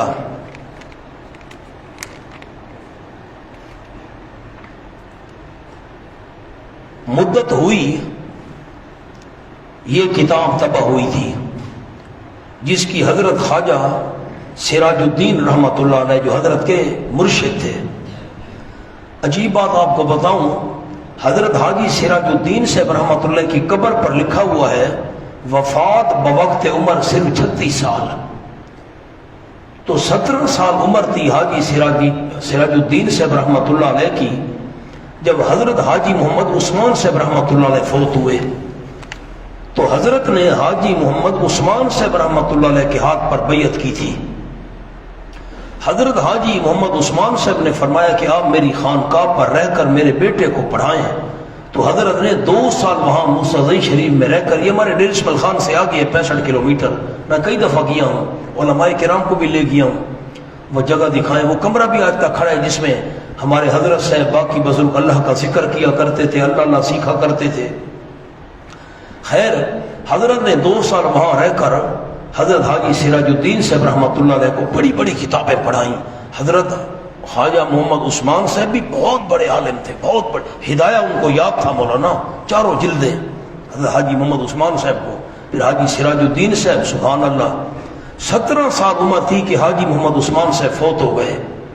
حاجی سراج الدین صاحب، ان کے سر پر دستار خلافت حضرت مولانا حسین علی صاحب نے باندھی، اور پھر حضرت صاحب نے حاجی سراج الدین صاحب اپنے شاگرد کے ہاتھ پر بیعت کی. اور سلوک کے جو باقی اسباق رہتے تھے وہ حضرت صاحب رحمۃ اللہ علیہ کو حاجی سراج الدین صاحب نے طے کرائے. آج مولانا کون کرتا ہے کہ 17 سال کی عمر کا بچہ اور اپنا شاگرد اس کے ہاتھ پر بیعت کرے اور کہے کہ آپ میرے مرشد ہیں، میں آپ کا مرید ہوں، کہ اندر میں نہیں تھی. تو اب سنیں، جملہ آپ کو سنانا ہے. 36 سال عمر ہی تو حاجی سراج الدین سے فوت ہو گئے. تو مدت ہوئی یہ کتاب طبع ہوئی تھی، جس کی حضرت خواجہ سراج الدین صاحب رحمۃ اللہ علیہ، انہوں نے حضرت مولانا حسین علی مرحوم ساکن ماں بچرا سے تصحیح کروائی تھی. جملہ سن رہے ہیں مولانا؟ حضرت مولانا حسین علی مرحوم ساکن ماں بچرا سے تصحیح کروائی تھی. مولانا مرحوم نے، مولانا حسین علی صاحب نے اس متبرک کتاب پر متعدد جگہ پر حواشی بھی تحریر فرمائے تھے اور ایک تقریض بھی ثبت کی۔ مولانا مرحوم کے حواشی اور تقریض اصل کے ساتھ تباہ ہوئے ہیں، تو اب مدتوں سے یہ کتاب ناپید تھی تو فلاں فلاں نے ہمت کی اور یہ دوبارہ تباہ ہوئی۔ اب آپ کو یقین آ گیا کہ یہ کتاب حضرت صاحب رحمۃ اللہ علیہ نے اس کی تصحیح کی تھی، حضرت صاحب نے اس پر حواشی بھی ہیں، حواشی لگائے تھے، نظر ثانی کی تھی، اور آپ کے آخر میں نے الفاظ آپ کو سنا دی، اول تا آخر حضرت نے اس کا مطالعہ کیا، حواشی۔ اب یہ جو 5ویں فصل ہے نا اس کتاب میں، 5ویں فصل، اس میں سارے تعویذات ہیں۔ دیکھ رہے ہیں مولانا؟ دیکھو تو صحیح، میں جنگل میں نہیں بیٹھا۔ آپ چھوٹے ہیں، آپ کو کیا پتا، واعظین کی آپ باتیں سنتے ہیں۔ یہ تعویذ ہے سخت امراض کے لیے، یہ تعویذ ہے بچوں کے لیے، یہ برائے محافظت زراعت اس کے لیے، یہ آیت الکرسی کا معمول ہے۔ اچھا، تعویذ برائے دفع درد ہے، تعویذ برائے ذہنی تیزی ذہن اور کشائش مطالعہ ہے، تعویذ بے شمار، یہ دیکھیں صفحے بھرے ہوئے ہیں، یہ پورا باب ہے، یہ بھی ہے، یہ پیچھے یہ بھی ہے، پیچھے یہ بھی ہے، یہ سارے صفحے بھرے ہوئے ہیں۔ حضرت مولانا حسین علی صاحب مشرک تھے معاذ اللہ، ان کو دین سمجھ نہیں ہوئی، ہمیں آ گیا ہے، کمال کرتے ہیں آپ۔ اب ہمیں حیرانگی اس بات پر ہوتی ہے، ضد کا کوئی علاج نہیں، لوگ ہمیں نیٹ پر گالیاں دیتے ہیں، دلائل کا جواب کوئی نہیں۔ سمیع ہونا اللہ کی صفت ہے، بصیر ہونا اللہ کی صفت ہے، قدیر ہونا اللہ کی صفت ہے، چلے جاؤ اسی طرح اللہ کی ساری صفات۔ مولانا میں آپ کے سامنے بیٹھا ہوں، یہ گفتگو، یہ بولنا، یہ میری صفت ہے، یہ میری ذات ہے، یہ، اور یہ گفتگو جو الفاظ میں زبان سے کہہ رہا ہوں، یہ کلام، یہ میری صفت ہے۔ قرآن بھی تو اللہ کا کلام ہے، یہ بھی تو اللہ کی صفت ہے۔ آپ نے غور نہیں کیا میرے جملے پر، میں کلام نفسی کی بات میں نہیں جا رہا، وہ علمی بات ہے، میں سادی بات کر رہا ہوں۔ جس طرح ایک اللہ کی ذات ہے اور دوسری اللہ کی صفات ہیں، تو کلام اللہ بھی تو اللہ کی صفت ہے۔ اگر کوئی بندہ اللہ کی ذات پر یقین رکھے، اللہ کی صفات پر یقین رکھے، سمیع بصیر علیم قدیر ہونے پر، اور اس اللہ کی صفت کلام پر یقین رکھے، مشرک کیسے ہو گیا؟ پھر عجیب بات یہ ہے، کائنات میں یا خالق ہے یا مخلوق ہے، تیسری کوئی چیز ہے؟ غور تو کریں، یا خالق ہے اور یا فرشتے ہیں، انسان ہیں، جنات ہیں، وغیرہ وغیرہ، ساری باقی ساری مخلوق ہے۔ شرک کس کو کہتے ہیں؟ مخلوق کو اللہ کی ذات میں شریک کرنا، میری طرف دیکھے گا، نیچے نہیں دیکھنا، مخلوق کو اللہ کی ذات میں شریک کرنا، مخلوق کو اللہ کی صفات میں شریک کرنا، مخلوق کو اللہ کی عبادات میں شریک کرنا، اس کا نام شرک ہے۔ ذات میں شریک کرنا کس کو؟ مخلوق کو، چاہے وہ جن ہیں، فرشتے ہیں، بت ہیں، وغیرہ وغیرہ جو بھی ہیں۔ مخلوق کو اللہ کی صفات میں شریک کرنا اور مخلوق کو اللہ کی عبادات میں شریک کرنا۔ اب جس نے لکھا ہے اللہ، کہتے ہیں یہ شرک ہے، اللہ کے ساتھ شریک ہو گیا، نہیں سمجھے آپ؟ یہ جو جس نے لکھا ہے اللہ بسم اللہ الرحمن الرحیم، یہ اللہ کا کلام ہے، تو یہ اللہ کی صفت ہے، تو اللہ کے ساتھ شریک ہو گیا، شرک کیسے بن گیا؟ یہ بات سمجھ نہیں آ رہی، آپ نے میرے سوال پر غور نہیں کیا۔ جس نے لکھا ہے اللہ، یا جس نے لکھا ہے الرحمن، لکھا ہے الرحیم، تو پھر اللہ کے ساتھ شریک ہو گیا۔ یہ رحمان لکھا ہوا ہے، کہتے ہیں یہ شرک ہے، یہ شرک کیسے بن گیا؟ شرک تو ہوتا ہے مخلوق کو اللہ کی ذات میں، صفات میں، عبادات میں شریک کرنا۔ اب جس نے لکھا ہے الرحمن، جس نے لکھا ہے الرحیم، بسم اللہ الرحمن الرحیم، هو اللہ الذی لا الہ الا هو، یہ لفظ لکھے ہیں۔ اب یہ اللہ کا کلام ہے، اللہ کی صفت ہے، یہ اللہ کی صفت اللہ کے ساتھ شریک ہو گئی، شرک کیسے بن گیا؟ میں نے آپ کو لا تحرک بہ لسانک پر ایک واقعہ سنایا تھا، حضرت مولانا عبدالعزیز صاحب رحمۃ اللہ علیہ کا۔ وہ علامہ انور شاہ صاحب ان کے پاس آئے تھے اور انہوں نے کہا تھا بھائی کوئی بات حضرت کی سناؤ تو حضرت کی بات انہوں نے لا تحرک بھی لسانک پر سنائی تھی. علامہ انور شاہ صاحب دیوبند گئے تھے اور کہا تھا تمہارے لیے پنجاب سے ایک تحفہ لایا ہوں. کچھ ذہن میں ہے؟ حضرت مولانا حسین علی صاحب رحمۃ اللہ علیہ کے 5 بیٹے تھے. ایک بیٹے کا نام تھا حاجی محمد صادق صاحب. جو ہمارا میاں عراش الرحمان آتا تھا نا، تو ان کے دادا کے بھی وہ دادا تھے، بلکہ ان کے دادا کے وہ والد تھے. تو حاجی محمد صادق صاحب سنایا کرتے تھے کہ میں حضرت مولانا حسین علی صاحب رحمۃ اللہ علیہ کو لے کر لاہور گیا. وہاں پر ایک مسجد ہے، پٹولیاں والی مسجد، آج بھی ہے. تو ہم پٹولی اس کو کہتے ہیں اپنی بولی میں کہ جو لوگ سونار کا کام کرتے ہیں اور زیور بناتے ہیں اور پھر زیور میں جو وہ دھاگے ڈالتے ہیں نا رنگین، تو یہ ایک مخصوص فن ہے. تو جو زیورات میں دھاگے ڈالتے ہیں ان کو کہتے ہیں پٹولی. تو وہاں مسجد تھی اور وہ جو لوگ تھے محلے والے وہ زیادہ اسی کام والے تھے، وہ حضرت کے مرید تھے. او ماشاءاللہ حضرت آ گئے جی، حضرت بڑے خوش ہو گئے. مسجد میں حضرت بیٹھے ہیں، سارے محلے والے مرید جمع ہو گئے. حاجی محمد صادق صاحب رحمۃ اللہ علیہ بتاتے تھے ایک بندہ آیا، اندھا تھا وہ مسجد میں. انہوں نے یار یہ کیا شور ہے بھائی، یہ کیا معاملہ ہے؟ تو انہیں کبھی حضرت صاحب آئے ہوئے وہاں سے. حضرت مولانا حسین علی صاحب رحمۃ اللہ علیہ کو سارے ادب سے حضرت صاحب کہا کرتے تھے، یہ ان کا لقب ہے حضرت صاحب. حضرت صاحب آئے ہوئے وہاں سے، وہ پیچھے چلا گیا. جب کچھ دیر گزری حضرت کو خون کے پیچھے شروع ہو گئے. آ جا آ جا. اب یہ آج کل تو جدید سہولیات ہیں، ہمارے ہاں یہ تو تھی نہیں، پتہ نہیں کیا انداز تھا. تو جو علاج ممکن تھا، اب دیکھو حضرت کو فوت ہوئے 78-79 سال ہو گئے، 80 کہہ لیں، تو اس سے پہلے پتہ نہیں کب کی بات ہے. 3 دن تک خون کے پیچز جاری رہے. علاج تو خیر کرواتے رہے، جو سے حکیموں کا دور دور کوئی نہ گر. حضرت نے فرمایا حاجی محمد صادق میں مرتا ہوں، مجھے واپس وہاں بچنا لے چل. موت آتی ہے تو کم از کم اپنے گھر میں تو موت آئے. تو ریل گاڑی کا اسٹیشن تو ہے ساتھ. تو میں نے پہلے بھی آپ کو عرض کیا تھا کہ یہاں پر حضرت کا قریب رہائش، اصل مدرسہ یہاں تھا. پھر لوگوں نے ظلم و ستم کیے تو یہاں سے ہجرت کرنی پڑی، اپنا ذاتی گھر بار چھوڑ گئے.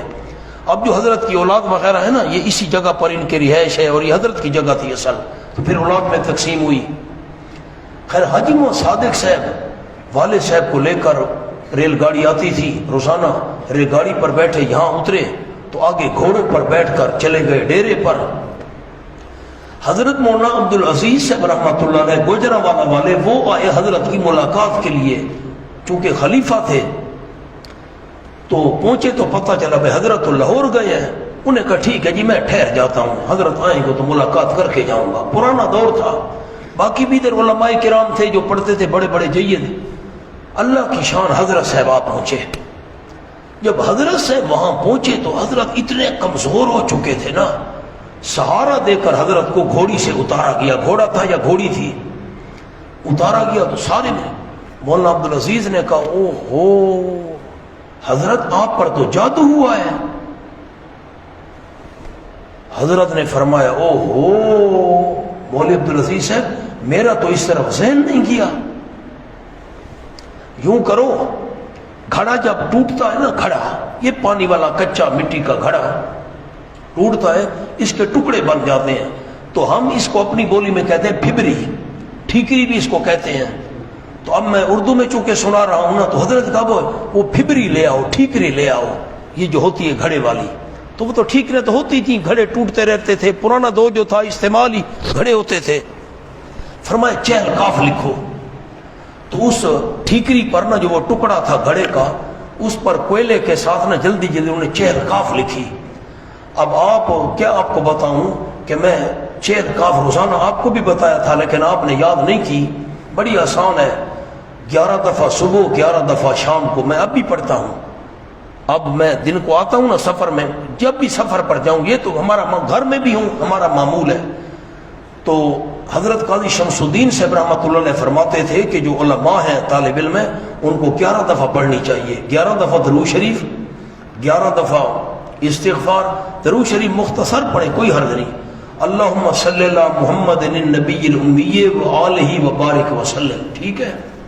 مختصر اور استغفار استغفر اللہ الذی لا الہ الا هو الحی القیوم واتوب الیہ 11 دفعہ درود شریف 11 دفعہ چہل کاف اور پھر 11 دفعہ استغفار پھر 11 دفعہ درود شریف 11 بار آخر درمیان میں 11 دفعہ استغفار 11 دفعہ چہل کاف یہ عظیم دعا ہے بہت بڑی. تو یہ حضرت کے خاص وظائف میں سے ہے چہل کاف. او ہو ٹھیکری لے آؤ جی لائے لکھو چہل کاف لکھی گئی چھوٹی سی ہے 3-4 سطریں ہیں. تو حضرت نے پانی ڈالو تو پانی پیتے گئے وہ ٹکڑا تھا نا وہ گھڑے کا پانی پیتے گئے اس میں تبھی یہ سنبھلتی گئی پیتے گئے سنبھلتی گئی وہ جو خون کی پیچس والا سلسلہ تھا وہ بند ہونے لگا. مولانا عبدالعزیز صاحب رحمۃ اللہ علیہ جو بیٹھے آ گئے یہاں وہاں بھچرا اسٹیشن پر ریل گاڑی آئی کندیاں سے یہاں سے آتی ہے تو اس پر بیٹھے لاہور چلے گئے سیدھا اسی مسجد میں جہاں پہنچے پٹولیاں والی مسجد. آؤ جی ماشاءاللہ مولانا عبدالعزیز صاحب آ گئے سارے واقف تھے پیر بھائی تھے اور ویسے بھی وہ محلے والے دوست اور جاننے والے. آؤ جی بسم اللہ آؤ جی بیٹھے ہاں جی خیر سناؤ جی سارے ٹھیک ٹھاک ہو خیر وافیت ہے تو کوئی نئی تازی. محلے والوں نے کہا باقی تو سارا معاملہ خیر ہے ٹھیک ہے. وہ ایک اندھا تھا یہ ہمارا پڑوسی اس کو خون کے پیچس لگے اور وہ مر گیا. مولانا عبدالعزیز صاحب دوسری گاڑی پر بیٹھے واپس وہاں بھچرا پہنچے حضرت کے ڈیرے پر. حضرت جس نے آپ پر جادو کیا تھا نا تو اس چہل کاف والے عمل کی وجہ سے اس پر الٹا اثر ہو گیا. یہ چہل کاف کی تاثیر ہے کہ بندہ پڑھے جو بھی جس قسم کا دشمن ہو چاہے وہ روحانی طور پر ہے جسمانی طور پر ہے دشمن تو اللہ کریم اسی پر یہ دوبارہ وار الٹا دیتا ہے.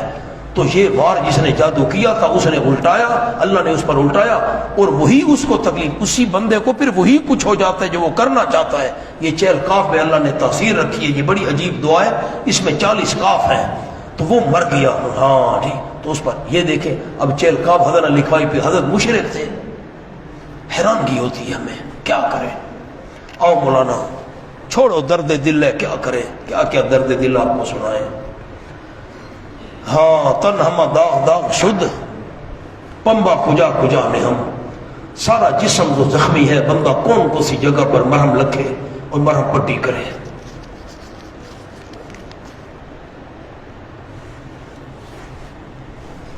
ورق نکالیں جی.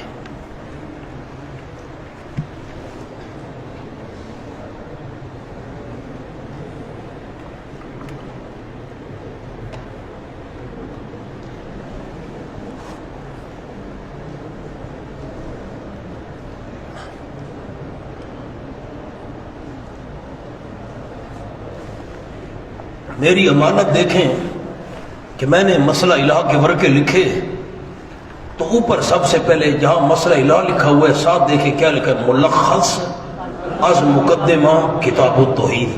حضرت شیخ جاجری رحمۃ اللہ علیہ شیخ التفسیر والحدیث استاذ العلماء بڑے حضرت جاجری رحمۃ اللہ علیہ ان کی کتاب التوحید مقدمہ کتاب التوحید ہے اس کی میں نے یہ تلخیص کی ہے. مولانا یہ ہم اس کو زیادتی سمجھتے ہیں اور اس کو ہم خیانت سمجھتے ہیں کہ بندہ دوسروں کی چیزیں اور اپنے نمبر بنائے اور ناز نخرا ہے. میں نے یہ کیا نہیں. اب دیکھیں آپ نے دینا ہے میرا ساتھ. میں گیا ہوں تھک سچی بات ہے.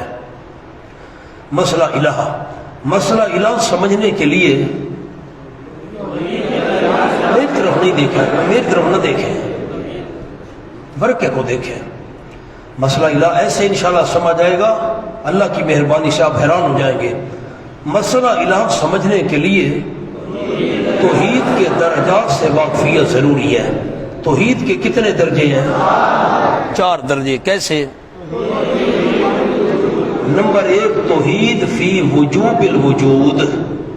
اس کا کیا مطلب ہے توحید فی وجوب الوجود کا یعنی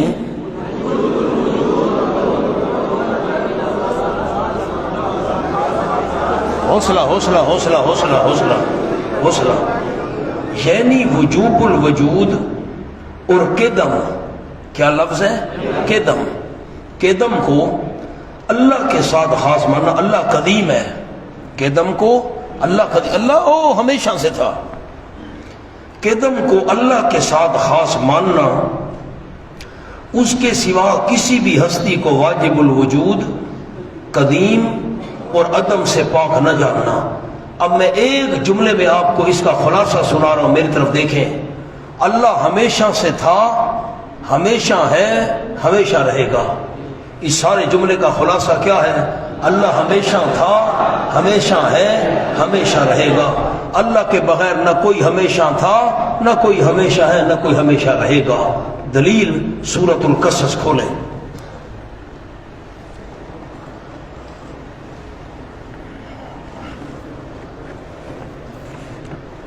بیسواں پارہ آخری آیات ہے، صفحہ ہے 358۔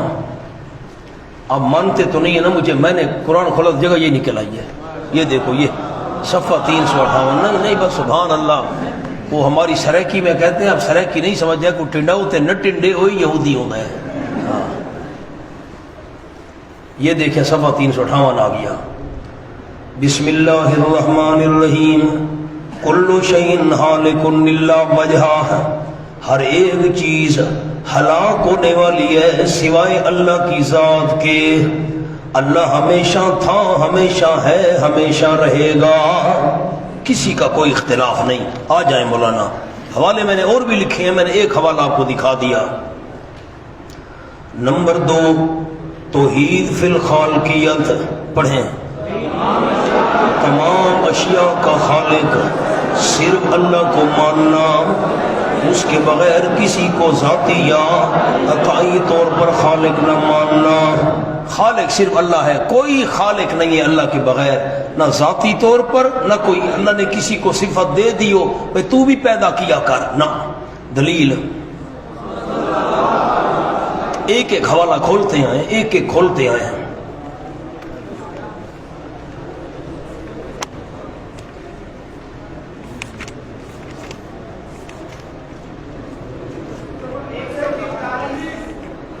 ایک 143۔ ان ربکم اللہ الذی خلق السماوات والارض، ان ربکم اللہ الذی، یقیناً تمہارا پروردگار اللہ ہے جس نے پیدا کیا خالقہ آسمانوں کو اور زمین کو، فی ستۃ ایام، 6 دنوں کی مقدار میں۔ خالق صرف اللہ ہے، اللہ کے بغیر کوئی خالق نہیں ہے۔ آ جاؤ مولانا۔ نمبر 3، توحید فی التصرف والتدبیر۔ اس کا کیا مطلب ہے؟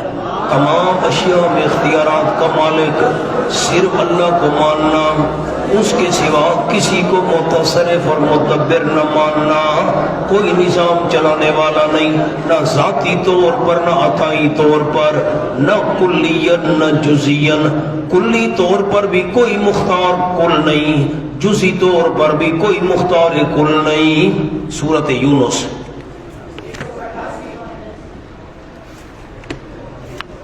گیارہواں پارہ ہے،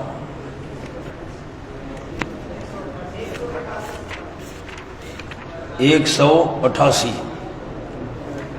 ان ربکم اللہ الذی خلق السماوات والارض فی 6 ایام ثم استوى علی العرش یدبر الامر، یقیناً تمہارا پروردگار اللہ ہے جس نے پیدا کیا آسمانوں کو اور زمین کو 6 دنوں کی مقدار میں۔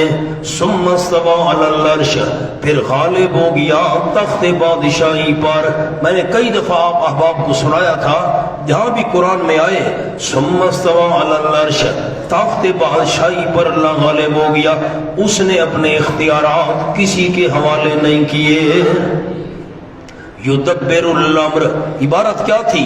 یدبر امر العالم، الف لام عوض مضاف الیہ کے ہے۔ یدبر امر العالم، تدبیریں کرتا ہے سارے جہان کے کاموں کی، سارے جہان کے کاموں کی تدبیریں کرتا ہے، خود نظام چلا رہا ہے، اللہ کے بغیر کوئی نظام چلانے والا نہیں ہے۔ آ جائیں جی نمبر 4، توحید فی الالوہیت والمعبودیت۔ عبادت کی تمام اقسام و افراد کا مستحق صرف اللہ کو ماننا، اور کسی ہستی کو اس کے بغیر کسی بھی اعتبار سے عبادت کا مستحق نہ سمجھنا، نہ ذاتاً نہ عطاً، نہ وزیر سمجھ کر نہ شبی کاری سمجھ کر. حوالہ دیکھ لیں پھر میں خلاصہ آپ کو سناؤں ان 4 باتوں کا. سورۃ محمد فاعلم انہ لا الہ الا اللہ 400 یہ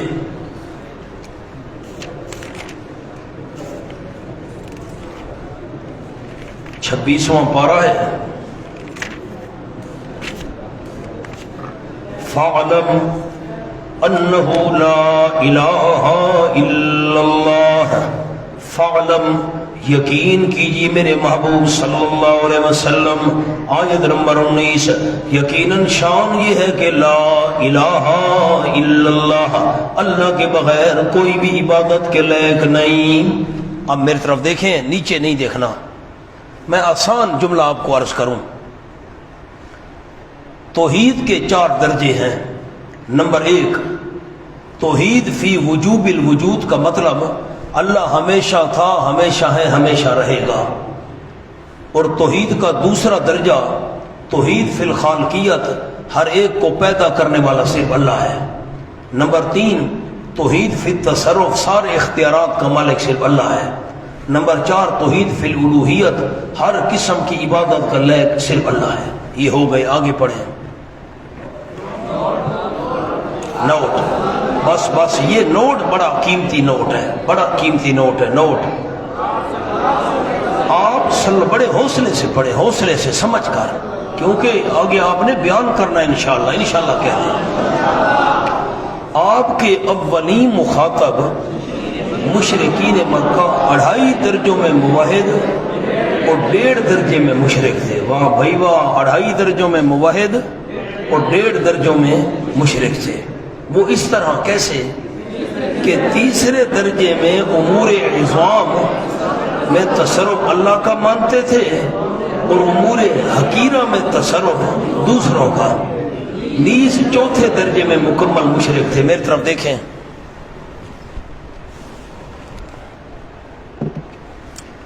نمبر 1 اللہ ہمیشہ تھا، ہمیشہ ہے، ہمیشہ رہے گا.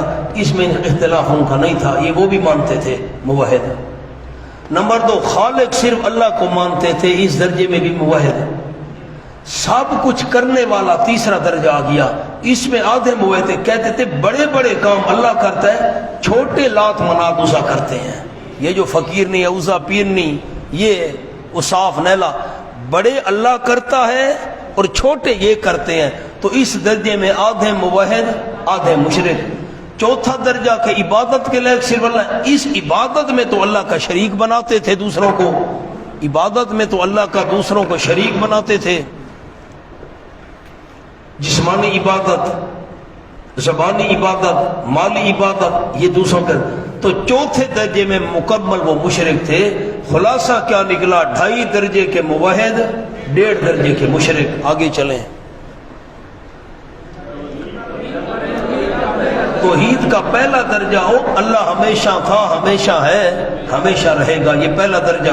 اس میں میں نے روایت لکھی ان ابی ہریرہ رضی اللہ تعالیٰ عنہ قال، حضرت ابو ہریرہ فرماتے ہیں قال رسول اللہ صلی اللہ علیہ وسلم، آپ نے فرمایا اصدق کلمہ، سب سے زیادہ سچا کلمہ قالہ شاعر، شاعر نے کہا تھا. کون سا کلمہ ہے؟ کلمۃ لبید. یہ لبید شاعر کا کلمہ ہے. ایک شاعر تھا بہت بڑا، اس کا کلمہ ہے کیا؟ الا کل شیء ما خلا اللہ باطل. مشکاۃ شریف کے اندر لفظ ہے. اس لبید شاعر نے کہا تھا کائنات میں جتنی بھی چیزیں ہیں اللہ کے علاوہ ساری کی ساری باطل ہیں، ساری کی ساری فنا ہونے والی ہیں، ساری کی ساری ختم ہونے والی، ہمیشہ رہنے والا صرف ایک اللہ ہے. اس میں اختلاف نہیں تھا، مانتے تھے. دوسرا درجہ توحید کا، دوسرا درجہ توحید کا دوسرا درجہ. اور مشرکین مکہ اس درجے میں وہ مکمل موحد تھے. کھولیں جی سورۃ حامیم الزخرف، سورۃ حامیم الزخرف 400 42 یہ نکل آیا جی. والا انسان تمن خلق السماوات والارض. اور اگر آپ صلی اللہ علیہ وسلم سے پوچھیں کس نے پیدا کیا آسمانوں کو اور زمین کو, خالق کون ہے, لَيَقُولُنَّ خَلَقَهُنَّ الْعَزِيزُ الْعَلِيمُ, ضرور بھی ضرور کہیں گے پیدا کیا ان آسمانوں کو اور زمین کو عزیز ذات نے, علیم ذات نے. خالق صرف اللہ کو مانتے تھے اور کسی کو نہیں مانتے تھے, اس درجے میں بھی وہ مکمل موحد تھے. تیسرے درجے پر آ جاؤ جی, توحید کا تیسرا درجہ. اور مشرکین مکہ کیسے جہان کے بڑے بڑے کاموں میں متصرف صرف اللہ کو مانتے تھے, آدھے موحد تھے, بڑے بڑے کام. حوالہ کھولے جی, سورۃ العنکبوت آیت نمبر 61.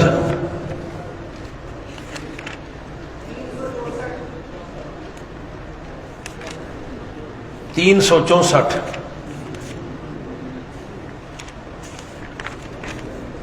بڑے بڑے کام اللہ کرتا ہے. یہ صفحہ 364.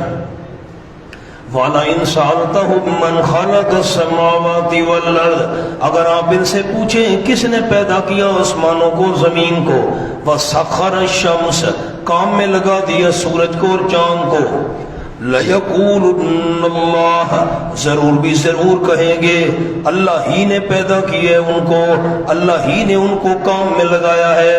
فَأَنَّىٰ يُؤْفَكُونَ, کہاں پھیرے جا رہے ہیں. اللَّهُ يَبْسُطُ الرِّزْقَ لِمَن يَشَاءُ مِنْ عِبَادِهِ وَيَقْدِرُ لَهُ, اللہ ہی فراہم کرتا ہے روزی جس کے لیے چاہتے اپنے بندوں میں سے, اور تنگ کر دیتا ہے اس کے لیے. یقیناً اللہ ہر ایک چیز کا علم رکھنے والا ہے. اور اگر آپ ان سے پوچھیں من نزل من السماء ماء, کس نے اتارا بلندی سے پانی, پس آباد کیا پانی کے ذریعے زمین کو اس کے ویران ہونے کے بعد, لَيَقُولُنَّ اللَّهُ, ضرور بھی ضرور کہیں گے یہ کام صرف اللہ کریم کرنے والا ہے. بڑے بڑے کاموں میں اختیار اللہ کا مانتے تھے. آ جاؤ مولانا, اب ورق دیکھیں جی, ورق توحید کا تیسرا درجہ. اور مشرکین مکہ, انگلی رکھے تو میں نے رکھی ہوئی ہے, لالا انگلی رکھا, جہان کے بڑے بڑے کاموں میں متصرف, اختیارات کا مالک, صرف اللہ کو مانتے تھے. سورۃ العنکبوت, یہ حوالے لکھے ہوئے ہیں. اچھا آگے آ جائیں. اسی طرح مصائب بحریہ میں نہیں ملا, کہاں ملا ہے. اسی طرح مصائب بحریہ میں متصرف اللہ کو مانتے تھے. کئی آیتیں آپ نے پڑھی, ذا راکبوا فی الفلک دعوا اللہ مخلصین لہ الدین, یہاں کوئی نہیں بچانے والا. اب مصیبت میں پھنستے تھے, طوفان میں, صرف اللہ کو پکارتے تھے. آگے جی, مصائب بریہ میں متصرف اللہ کو مانتے تھے. مصائب بریہ میں متصرف صرف اللہ کو مانتے تھے. اگر خشکی کے اندر مصیبت آ جائے صرف اللہ کو مانتے. سورۃ الانعام کھولیں جی,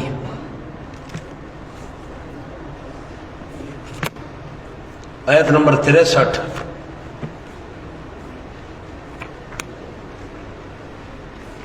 سبحان اللہ. 123. قُلْ مَن يُنَجِّيكُم مِّن ظُلُمَاتِ الْبَرِّ وَالْبَحْرِ تَدْعُونَهُ تَضَرُّعًا وَخُفْيًا, فرما دیجئے میرے محبوب صلی اللہ علیہ وسلم, کون نجات دیتا ہے تم کو خشکی کے اندھیروں سے اور سمندر کے اندھیروں سے. تَدْعُونَهُ تَضَرُّعًا وَخُفْيًا, تم پکارتے رہتے ہو اس اللہ کریم کو گڑ گڑاتے ہوئے اور خفیہ آہستہ آہستہ. کیا کہتے ہو, لَئِنْ أَنْجَانَا مِنْ هَٰذِهِ لَنَكُونَنَّ مِنَ الشَّاكِرِينَ, البتہ اگر نجات دے دی اللہ نے ہم کو اس مصیبت سے, ضرور بھی ضرور ہم شکر کرنے والوں میں سے بن جائیں گے. خشکی کے اندھیرے, سمندر کے اندھیرے, تَدْعُونَهُ, صرف اللہ کو پکارا کرتے تھے. یہ الگ بات ہے, اللہ مصیبت دور کرتا تو شرک کرنا شروع کر دیتے تھے. مصائب بحریہ میں بھی اللہ کو پکارتے تھے, مصائب بریہ میں بھی اللہ کو پکارتے تھے. اب آگے بڑا قیمتی جملہ ہے. مندرجہ بالا 2.5 درجوں میں وہ موحد تھے. پڑھیں ہونا بات کو سمیٹیں. مندرجہ بالا 2.5 درجوں میں وہ موحد، لیکن باقی 1.5 درجے میں وہ مشرک تھے. وہ کیسے؟ یعنی امور حقیرہ میں دوسروں کو متصرف جان کر ان کی عبادت کیا کرتے تھے. ہاں بھئی یہ جملہ قابل غور ہے، ذرا اس جملے کو دوبارہ پڑھیں تو مجھے خوشی ہو. یعنی امور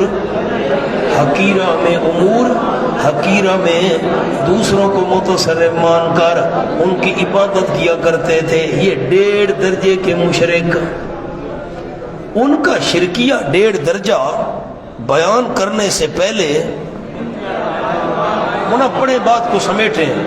ان کے عقائد و اعمال کے متعلق بحث کرنا ضروری ہے. نمبر 1 وہ مذہبی لوگ تھے. وہ دلیل لکم دینکم ولی دین، تمہارے لیے تمہارا دین، ہمارے لیے ہمارا دین تھا. تو کہا گیا ان کو تمہارے لیے تمہارا دین، بے دین تو نہیں تھے. آگے جی ملت ابراہیمی پر ہونے کے مدعی تھے. حضرت شاہ عبد القادر صاحب کا حاشیہ سورۃ البقرہ میں کہتے تھے ہم ابراہیمی ہیں. نمبر 3 مشرکین مکہ نماز کے قائل تھے اور عملاً ادا بھی کر دے. فویل للمصلین سورت آپ نے پڑھی ہے، فویل لل، بھئی مکی صورت ہے. مکہ میں نمازی کہاں سے آ گئے؟ میں نے وہاں حاشیہ بھی لکھوایا تھا، شبہ بھی پیش کیا تھا. کہاں نماز کی اصل توحید ہے، نماز پڑھتے ہیں توحید سے غافل ہیں. نماز تو پڑھتے تھے. آگے حج اور عمرہ بھی کرتے تھے. حج اور سمامہ ابن اسال رضی اللہ عنہ بعد میں مسلمان ہوئے. شرک کی حالت میں عمرہ ادا کرنے جا رہے تھے کہ صحابہ ان کو پکڑ کر آپ کی خدمت میں لے آئے. آپ صلی اللہ علیہ وسلم نے ان کو چھوڑنے کا حکم دیا. نسائی شریف صفحہ فلاں جلد فلاں. عمرے بھی کرتے تھے، حجاج کی خدمت کرتے تھے. پڑھے تو صحیح. اور مسجد حرام کی تعمیر اور تعظیم کرتے تھے. سورۃ التوبہ. فرمایا کھولے مولانا اجعلتم سقایۃ الحاج وعمارۃ المسجد الحرام.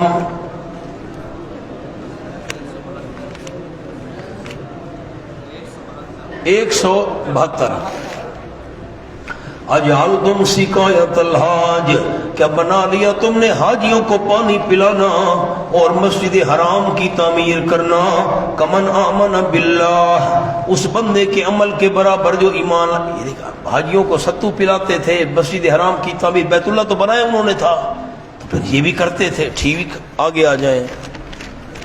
اور کیا تھا؟ زکوٰۃ ادا کرتے تھے. اپنی زکوٰۃ مہمان نوازی، مسافروں کی خدمت، یتامہ بیوہ عورتیں اور نادار افراد پر خرچ کرتے تھے. عمومی مساکین پر خیرات، اہل قرابت کے ساتھ رشتہ دار، اہل قرابت کے ساتھ صلہ رحمی. کوئی مصیبت آ جاتی رشتہ داروں پر خرچ. یہ حجت اللہ البالغہ، یہ میں نے حوالہ لکھا ہے 278 صفحہ، حضرت شاہ ولی اللہ رحمۃ اللہ علیہ کی کتاب کا حوالہ ہے. غلام آزاد کرتے تھے. ابو داؤد شریف صفحہ فلاں. اللہ کی نظر و نیاز نکالتے تھے. کھولیں جی سورۃ الانعام. وَجَعَلُوا لِلَّهِ مِمَّا ذَرَأَ مِنَ الْحَرْثِ وَالْأَنْعَامِ نَصِيبًا فَقَالُوا هَٰذَا لِلَّهِ بِزَعْمِهِمْ وَهَٰذَا لِشُرَكَائِنَا. 132 131.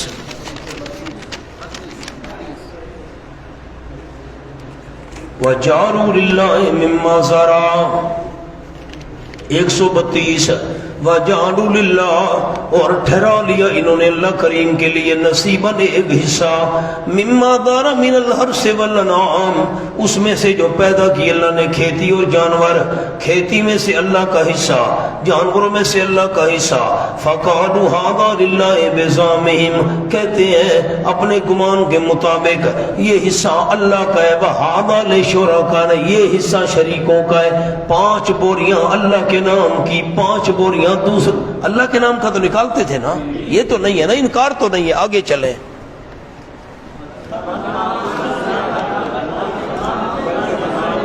نہ غسل جنابت بلکہ تمام خصال فطرت کے قائل تھے۔ یہ مونچھیں کٹوانا، باقی غیر ضروری بال صاف کرنا، غسل جنابت وغیرہ، یہ حوالہ لکھا ہے حجت اللہ البالغہ۔ مردوں کو غسل اور کفن دیتے اور جنازہ پڑھتے تھے۔ علامہ ابن حزم کی کتاب کا حوالہ لکھا ہوا ہے سامنے، آگے آئیں جی۔ ان کا جنازہ کیا تھا؟ میت سامنے رکھ کر وارث اس کی خوبیاں بیان کر دیتا، یہی ان کا جنازہ تھا۔ جنازہ تو تھا نا، چلو انداز جو بھی ہو، آگے حلق اور نہ عقیقہ ان میں مروج تھا۔ خطوط کے شروع میں بسمک اللہم لکھا کرتے تھے۔ خطبہ آپ کو جگہ ہی نہیں ملی، خطبہ یاد ہے؟ نہیں یاد۔ اللہ تینجے رن میں کوئی دے وے تو جیسی بیوی اللہ ہو جو، خطبہ اس کو کہتے ہیں۔ خطبہ آپ نے پڑھا ہے، وہ سورت میں پڑھا تھا، لالا بڑا خوش تھی یہی گل تے، اللہ تینجے ہی دے وے بھائی میں کو یہ ویلا ودا میں میری بھی نہیں ہے تو اور تیرا بھی خامد فوت ہو گیا، تیرے جیسی مجھے مل جاتی نہ ہے، یہ اس کو خطبہ کہتے ہیں، خطبے کے قائل تھے۔ حق مہر، آگے خطبہ نکاح کے قائل تھے۔ طلاق رجی اور مخلدہ بھی ان میں رائج تھی۔ قسمیں اللہ کے نام کی اٹھاتے تھے۔ اقسم باللہ جاد، کئی آپ نے حوالے پڑھے ہیں۔ استغفار کرتے تھے۔ سورۃ الانفال، وما کان اللہ لیعذبہم وانت فیہم وما کان اللہ معذبہم وہم یستغفرون، اس پر ہم نے حاشیہ بھی لکھا تھا، استغفار بھی کرتے تھے۔ اچھا، آپ صلی اللہ علیہ وسلم کو صادق اور امین مانتے تھے۔ مسلم شریف، آپ سے ذاتی مخالفت بھی نہیں تھی۔ آئے سورۃ الانعام کا حوالہ، قد نعلم انه ليحزنك الذي يقولون فانهم لا يكذبونك، صفحہ 119۔ قد نعلم انه ليحزنك الذي يقولون، ہم اچھی طرح جانتے ہیں یقیناً آپ کو غم میں ڈالتی ہیں وہ باتیں جو یہ کہتے ہیں فَإِنَّهُمْ، میرے محبوب صلی اللہ علیہ وسلم یقیناً وہ آپ کو تو نہیں جھٹلا رہے، وَلَٰكِنَّ الظَّالِمِينَ بِآيَاتِ اللَّهِ يَجْحَدُونَ، لیکن ظالم اللہ کی آیتوں کا انکار کر رہے ہیں۔ آپ سے ذاتی مخالفت نہیں تھی۔ آگے جی،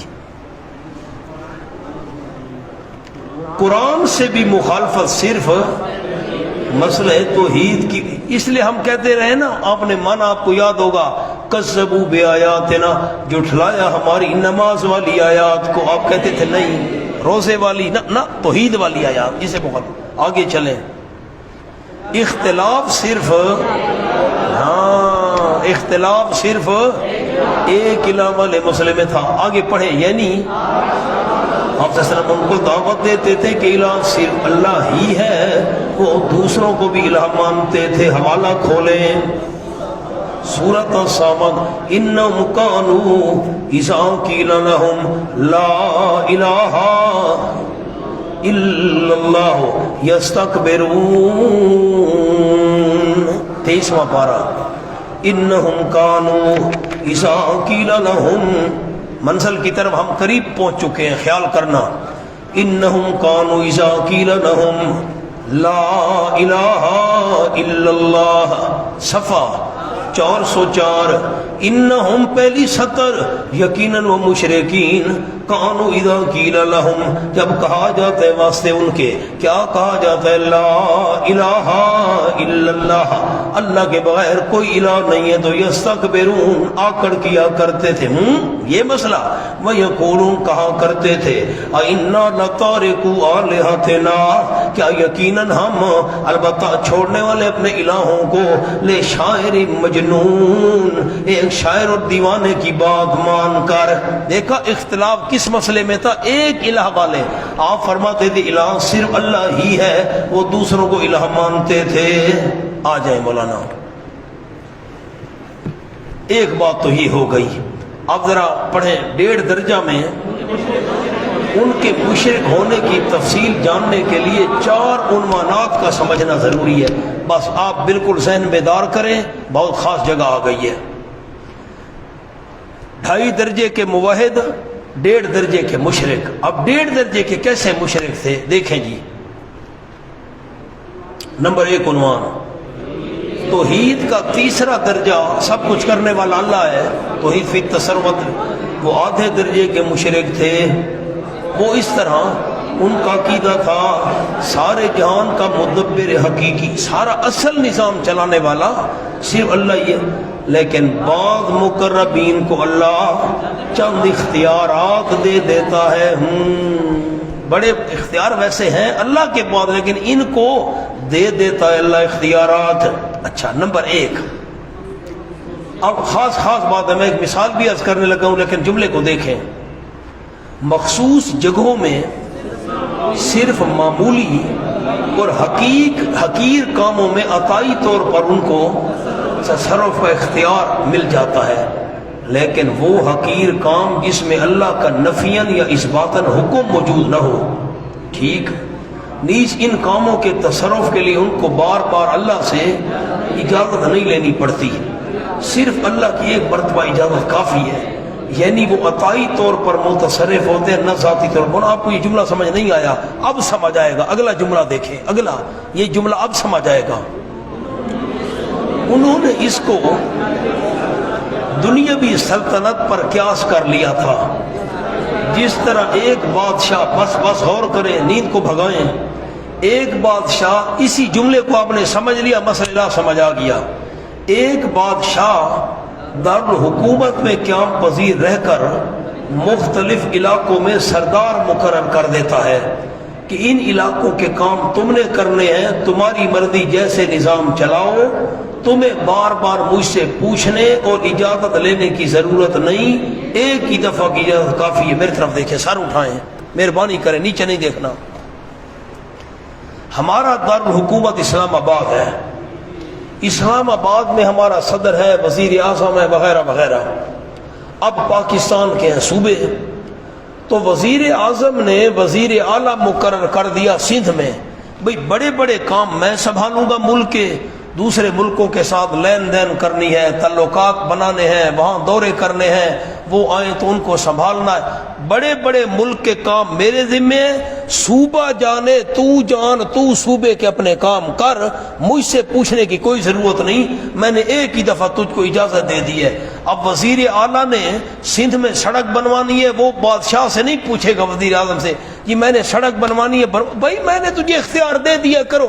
ہسپتال بھائی ہسپتال بنواؤ، مجھ سے کیا بار بار، ایک دفعہ اختیارات دے دی ہیں اس کو مخصوص خطے کے اندر۔ اب بلوچستان میں، پنجاب میں، وغیرہ وغیرہ وزیر اعلیٰ مقرر کر دیے، بھائی میں نے بڑے بڑے ملک کے کام سنبھالنے ہیں، چھوٹے چھوٹے تم نے سنبھالنے ہیں اپنے صوبوں کے، یہ علاقہ تمہارے حوالے ہے، تم جانو، تمہارا کام جانے۔ وہ کہتے تھے بڑے بڑے کام اللہ خود کرتا ہے، چھوٹے چھوٹے کام بابا لات، منات، عزا، پیرنی، فقینی، ان کے حوالے کر دیے، یہ جانے اور مرید جانے، ان کے یہ کام تم نے کرنے ہیں۔ ٹھیک ہو گیا؟ اتنے تک بات سمجھ آ گئی؟ آگے چلیں۔ خلاصہ ان کا عقیدہ تھا بڑے کام اللہ اور چھوٹے کام ان ہستیوں کے سپرد کر دیے۔ مولانا جملہ دوبارہ پڑھیں، مجھے خوشی نہیں ہوئی۔ ان کا نہیں، شور نہ کریں، شور نہیں کرنا، ایسا پڑھے لیکن سمجھ کر۔ ان کا عقیدہ تھا کہ بڑے کام اللہ خود کرتا ہے اور چھوٹے کام ان۔ آگے پڑھیں، آگے۔ اس عقیدے کی تردید میں امور حقیرہ کو پیش کیا گیا۔ بس میری طرف دیکھیں، میں جملہ سنا دیتا ہوں۔ کہتے تھے 2.5 درجے میں وہ موحد اور 1.5 میں مشرک۔ 1.5 میں کیسے مشرک تھے؟ تیسرا درجہ تھا سب کچھ کرنے والا اللہ، نہیں، بڑے اللہ کرتا ہے، چھوٹے یہ کرتے ہیں۔ فرمایا لن یخلقوا ذبابا، تم جو کہتے ہو چھوٹے یہ کرتے ہیں تو وہ تو مکھی نہیں بنا سکتے، یہ تم کہتے ہو یہ چھوٹے چھوٹے یہ کرتے ہیں۔ ما یملکون من قطمیر، وہ تو کھجور کی گلی کے اوپر والے پردے کے بھی تو اللہ نے یہ اب آپ کو بات سمجھ آئے گی، اللہ نے یہ مکھی کی مثال کیوں دی ہے، کھجور کی گڈلی والے اوپر کے پردے کی مثال کیوں دی ہے، عنکبوت مکڑی والی مثال کیوں دی ہے؟ وہ کہتے تھے نا چھوٹے کام یہ کرتے ہیں، بڑے تو اللہ کرتا ہے۔ اللہ نے مخصوص علاقے میں ان کو اختیارات فرمائے چھوٹے بھی نہیں کر سکتے، یہ تو چھوٹے کام بھی امور حقیرہ پیش کیے گئے، حوالے لکھے ہوئے ہیں، آگے چلو۔ عنوان نمبر 2۔ اچھا مولانا میری طرف دیکھیں، میری طرف نہیں، میری طرف دیکھیں، مہربانی کریں۔ ہم رہتے ہیں پنجاب میں، پنجاب کے جو کام ہے وہ وزیر اعلیٰ نے کرنے ہیں۔ بادشاہ نے کہا وزیر اعظم نے میں بڑے بڑے کام کروں گا، پنجاب کے کام تو کر وزیر اعلیٰ، ٹھیک ہے جی۔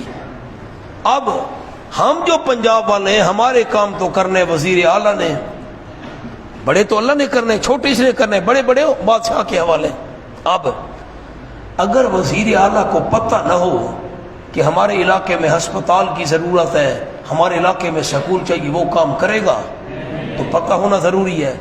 تو وہ کہتے تھے بڑے بڑے کام اللہ کرتا ہے، چھوٹے ان بزرگوں کے حوالے کر دیے، اگر ان کو پتہ نہیں ہوگا تو ہمارے چھوٹے کام کیسے کریں گے؟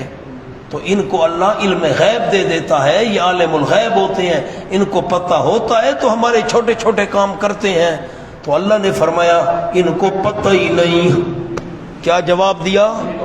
وہ کام چھوٹے بھی نہیں کر سکتے اور پتہ بھی، دیکھیں گے حوالے میں نے لکھے ہوئے ہیں۔ ان کا عقیدہ تھا، پڑھیں، ان مقربین کو اس خطے کا علم غیب دے دیا جاتا ہے۔ یہ پنجاب، یہ سندھ، یہ بلوچستان میں مثال دے رہا ہوں، جس کی وجہ سے اور ایک کے حالات سے واقف ہوتے ہیں، پکارے سنتے ہیں، فریادوں کو پہنچتے ہیں، ان کو ایسی معیت ایک کاملہ حاصل ہوتی ہے کہ ہر وقت ہر جگہ حاضر ناظر ہوتے ہیں، ہمارے کام کر دیا کرتے ہیں۔ یہ ہے مشرکین کا شرک فی السمع والبصر والعلم والمعیت۔ یہ سننے میں شریک کرم، جی سنتے ہیں ہماری تب تو ہمارے کام کریں گے، دیکھتے ہیں تو کام کریں گے۔ ورقے کو دیکھیں، والعلم جانتے ہیں تو میرے کام کریں گے، والمعیت میرے ساتھ ہیں تو میرے کام کریں گے۔ اس کی تردید میں یہ آیتیں آئی ہوئی ہیں، یہ میں نے حوالے لکھے، نوٹ۔ ان آیات کا خلاصہ کہ جب وہ عالم الغیب نہیں، تمہاری دعا پکار سنتے نہیں، تو تمہارے کام کیسے کر سکتے ہیں؟ آگے آؤ جی۔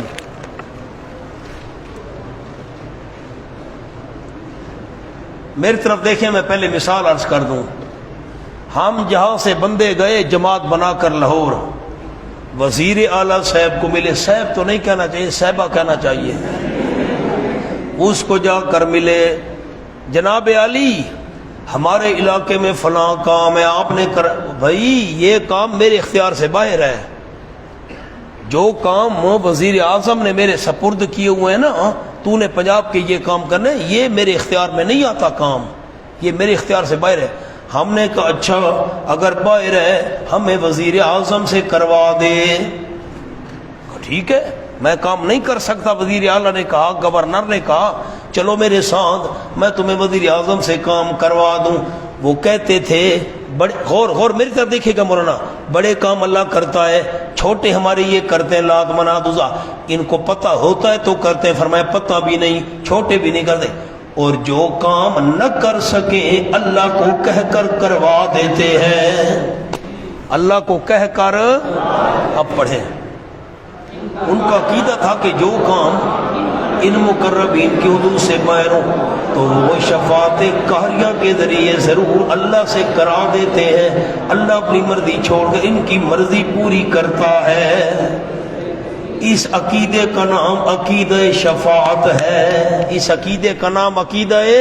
اچھا، شفاعت کی قسمیں میں نے آگے لکھی ہیں، اس کی 3 اقسام۔ نمبر 1 شفاعت وجاہت، پڑھیں وہ کیا ہوتی ہے؟ باطل نخواستہ کسی سے مرعوب ہو کر سفارش مان لینا، کسی سے مرعوب ہو کر۔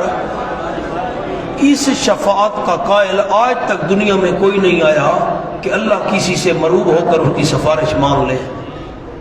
ورنہ میں آپ کو مثال دیتا ہوں، میری طرف دیکھیں، بات کو سمیٹوں۔ مجرم کو پیش کیا ہے. میں نے بیانات شعیب میں یہ تقریر درج کی ہے, آپ اس کو دیکھیں گے انشاءاللہ, آپ کو لطف آئے گا. قرآن کی مثالیں بڑی دی ہیں. بادشاہ کے سامنے مجرم کو پیش کیا, بھائی جرم کیا گیا, 100 کوڑے مارو. وزیر اعظم کھڑا ہو گیا, بادشاہ سلامت, میں سفارش کر دوں, اس کو چھوڑ دو. اب بادشاہ ڈر گیا, اگر میں وزیر اعظم کی سفارش نہیں مانتا تو یہ تو بغاوت کرا دے گا, بادشاہی مجھ سے چھین لے گا. ٹھیک ہے جاؤ جاؤ میرے ماں. اس کو کہتے ہیں شفاعت وجاہت, کسی کے روب میں آ کر ڈر کی وجہ سے سفارش مان لینا. اس عقیدے کا قائل آج تک دنیا میں کوئی مشرک نہیں آیا جو کہتا ہو کہ اللہ ان پیر فقیروں سے ڈر کر ان کی سفارش مان لیتا ہے. نمبر 2 میری طرف دیکھیں, میں پہلے مثال عرض کر دوں پھر 100 کوڑے مارو اس کو. یہ مجرم اس نے جرم کیا ہے. بادشاہ کا بیٹا کھڑا ہو گیا, ابو جی میں سفارش کر دوں, اس کو چھوڑ دو. اب بادشاہ کے سامنے بیٹے کا زور نہیں چلتا, لیکن بادشاہ اب اس بیٹے کو ناراض نہیں کرنا چاہتا, اکیلا بیٹا ہے یار. اب وہ سفارش یار دل تو نہیں چاہتا, چھوڑو یار, چلو ٹھیک ہے, اس کو میں اس کو کہتے ہیں شفاعت محبت. کیا کہتے ہیں؟ شفاعت محبت کی وجہ سے سفارش مان لینا. مولانا جتنے بھی مشرک آج تک آئے یا آج ہیں, ان کا یہی عقیدہ تھا, یہ اللہ کے پیارے ہیں, اللہ اس محبت میں مجبور ہو کر ان کی سفارش مان لیتا ہے. اس کا نام ہے شفاعت محبت. تیسری میری طرف دیکھیں, پھر پڑھیں گے, میری طرف دیکھ کر سن لیں. نمبر 3, 100 کوڑے مارو اس کو. مجرم نے ہاتھ جوڑ دیے, بادشاہ سلامت میں معافی مانگتا, مجھ سے غلطی ہو گئی, انسان ہوں, کبھی بیشی ہو گئی, میں قانون کی خلاف ورزی کر بیٹھا. بادشاہ نے آس پاس دیکھا, فلاں وزیر کھڑا ہو گیا, یہ مجرم ہے جیا, معافی مانگ رہا ہے جیا, وعدہ کرتے دوبارہ کام نہیں کروں گا جیا. اچھا بات یہ ہے بھائی, قانون تو یہ کہتا ہے کہ اس کو 100 کوڑے لگنے چاہیے, لیکن معافی مانگ رہا ہے. چلو تو اگر اس کی سفارش کرنا, میں تجھے اجازت دیتا ہوں, بول, تو اگر سفارش کر تو میں تیری سفارش مان کر اس کو معاف کرتا ہوں. وزیر نے ہاتھ جوڑ دی. بادشاہ سلامت بیچارہ غریب ہے, مسکین ہے, غلطی کر بیٹھا, خدا آپ نے مجھے اجازت دی ہے تو مہربانی کرے ایک دفعہ موقع دے دے, اس کو معاف کر دے. بادشاہ نے کہا جا بھائی, میں نے معاف کیا, میں نے وزیر کی سفارش مان لی. اس کا نام ہے شفاعت اجازت. اس کا کیا نام ہے؟ اب پڑھیں. شفاعت محبت کیا ہے؟ یعنی کسی کی محبت میں مجبور ہو کر باطل نہ خاصہ اس کی سفارش مان لینا, تاکہ وہ روٹھ نہ جائے, روس نہ بنے. اسی شفاعت کے قائل مشرکین مکہ تھے. کیسے کہ اللہ ان مقربین کی محبت میں مجبور ہو کر ان کی سفارش مان کر ہمارے کام کر دیتا ہے. اس کی تردید پڑھیں. نوح علیہ السلام نے بیٹے کی سفارش کی, لیکن اللہ سے بات نہ منوا سکے, سورۃ ہود. اور ابراہیم علیہ السلام نے قوم لوط کے متعلق سفارش کی مگر قبول نہ ہوئی. آپ صلی اللہ علیہ وسلم کی سفارش عبداللہ ابن ابی کے حق میں قبول, حالانکہ یہ انبیاء نے اللہ کے محبوب ترین بندے تھے. آگے جی, تیسری قسم شفاعت بالاذن, یعنی کسی مجرم کے حق میں بادشاہ کی طرف سے معافی کی مرضی پا کر اس کی اجازت سے سوال کہ یہ سفارش حق ہے, یہ سفارش حق ہے. اہل السنت والجماعت اسی شفاعت کے قائل ہیں. بروز قیامت یہی شفاعت ہوگی. اس شفاعت میں 2 فائدے ہیں. نمبر 1 احترام قانون, بھئی ایسا نہیں قانون کی خلاف ورزی کرے نا, معافی مانگ رہے جی, مانگ رہا ہے, تو سفارش کر جی میں کرتا ہوں, آپ نے اجازت دی ہے. نمبر 2 اکرام شفیع. نمبر 2 سفارش کرنے والے کا احترام, چلو یار میں تیری بات مان لیتا ہوں. یہ قانون بھی اپنی جگہ پر, احترام اس کا باقی رہا, سفارش کرنے والے کی بھی سفارش بادشاہ نے مان لی. عنوان نمبر 4, مشرکین مکہ کا یہ عقیدہ تھا جب ان ہستیوں نے ہماری حاجات پوری کرنی ہے, یا اچھا خود بڑے کام اللہ کرتا ہے. مولانا غور کرو, آخری جملہ, بڑے کام والے چھوٹے یہ کرتے ہیں, اور اگر یہ کام نہ کر سکے تو پھر اللہ سے کہہ کر, وزیر اعلیٰ کام نہ کر سکا تو وزیر اعظم سے کہہ کر کروا دیا. اس کو پتہ ہوگا تو کام کروائے گا. وزیر اعلیٰ کو جب پتہ ہی نہ ہو ہمارا بھائی ان کو ہسپتال کی ضرورت ہے تو کہتے تھے وہ علم رکھتا ہے تو عالم الغیب ہے نا جی، فرمایا عالم الغیب ہے۔ اچھا اگلی بات، مولانا ہم چند بندے تھے اکٹھے ہو کر گئے لاہور، وزیر اعلیٰ سے کام کروانا ہے۔ اس نے کہا بھائی یہ تو میرے اختیار میں نہیں ہے۔ میں نے کہا میں وزیر اعظم سے کروا دیتا ہوں۔ اب خیال وہ راضی ہوگا تو ہمارا کام کرے گا، خود نہ کر سکا تو کروائے گا۔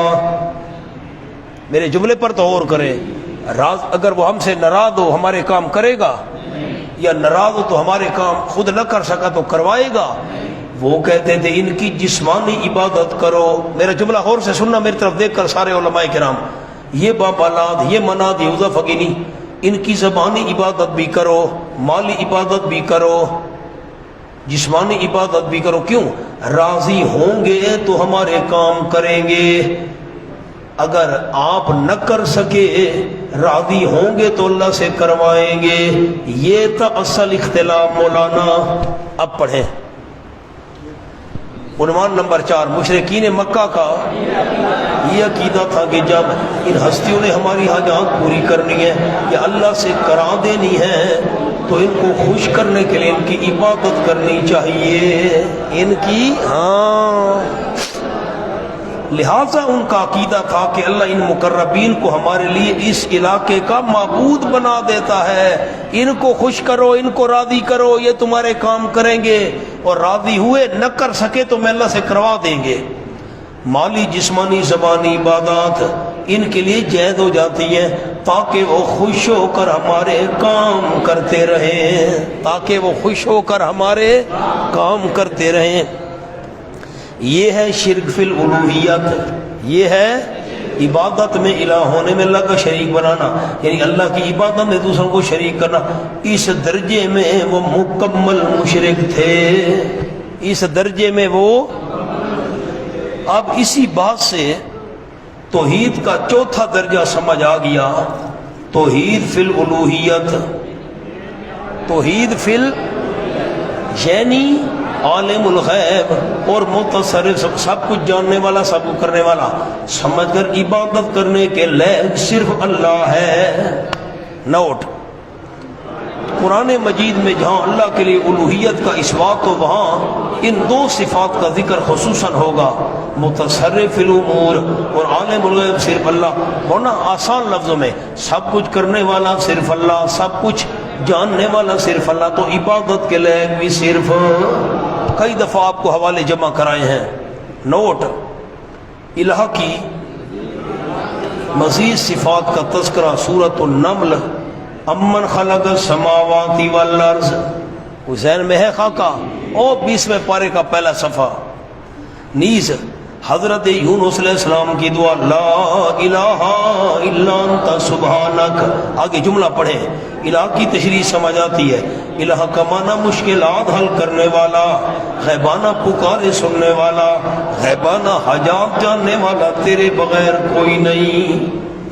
چار ہستیوں کو اللہ کی الوہیت میں شریک کرتے تھے، مشرکین بالجن، مشرکین بالکواکب، مشرکین بالملائکہ، مشرکین بالعباد الصالحین۔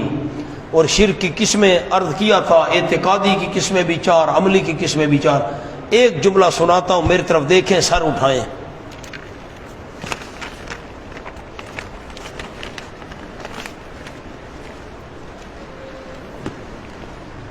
خلاصہ مولانا میری طرف دیکھیں، خلاصہ در خلاصہ، نچوڑ در نچوڑ۔ 2.5 درجے میں مشرکین مکہ موحد تھے، 1.5 درجے میں مشرک تھے، 2.5 درجے کی توحید نے ان کو فائدہ نہ دیا۔ پہلا درجہ اللہ ہمیشہ تھا، ہمیشہ ہمیشہ رہے گا۔ دوسرا درجہ ہر ایک کو پیدا کرنے والا صرف اللہ ہے۔ تیسرا درجہ تو یہ ہے کہ سب کچھ کرنے والا صرف اللہ ہے۔ وہ کہتے تھے ٹھیک ہے لیکن بڑے کام کرنے والا اللہ ہے، چھوٹے کام کرنے والے یہ ہیں۔ اب یہ چھوٹے چھوٹے کام یہ کرتے ہیں تو اب ان کو خوش کرنے کے لیے ان کی عبادت کرنی چاہیے۔ چھوٹے کام خود کرتے ہیں اور جو کام نہ کر سکے تو پھر وہ اللہ سے کروا دیتے ہیں۔ بھئی پتہ ہوتا ہے تو کروا دیتے، فرمایا پتہ ہی نہیں ہے۔ سنتے ہیں تو کروا دیتے، فرمایا سنتے ہی نہیں ہیں۔ جانتے ہیں تو فرمایا جانتے ہی نہیں ہیں۔ ہمارے ساتھ ہیں تو کروا دیتے، فرمایا تمہارے ساتھ ہی نہیں ہے، ساتھ صرف اللہ ہے۔ تو اب یہ جو تیسرا درجہ تھا کہ چھوٹے کام یہ کرتے ہیں اور اگر نہ کر سکے تو اللہ سے کروا دیتے ہیں، اس درجے میں وہ آدھے مشرک تھے۔ اور چوتھا درجہ جب انہوں نے چھوٹے کام کرنے ہیں، نہ کر سکے تو اللہ سے کروانے ہیں، اللہ ان کی بات موڑتا نہیں، تو پھر اب ان کو خوش کرنے کے لیے ان کی عبادت کرنی چاہیے تاکہ ہمارے کام کر سکے۔ فرمایا نہ بڑے کام کر سکتے ہیں، نہ چھوٹے کر سکتے ہیں، نہ ان کو پتہ ہے، نہ یہ جانتے ہیں، نہ سنتے ہیں، نہ کچھ کر سکتے ہیں، تو عبادت کے لیے کیسے بن گئے؟ ایک جملے میں مسئلہ الہ کا سارا خلاصہ نکل آیا۔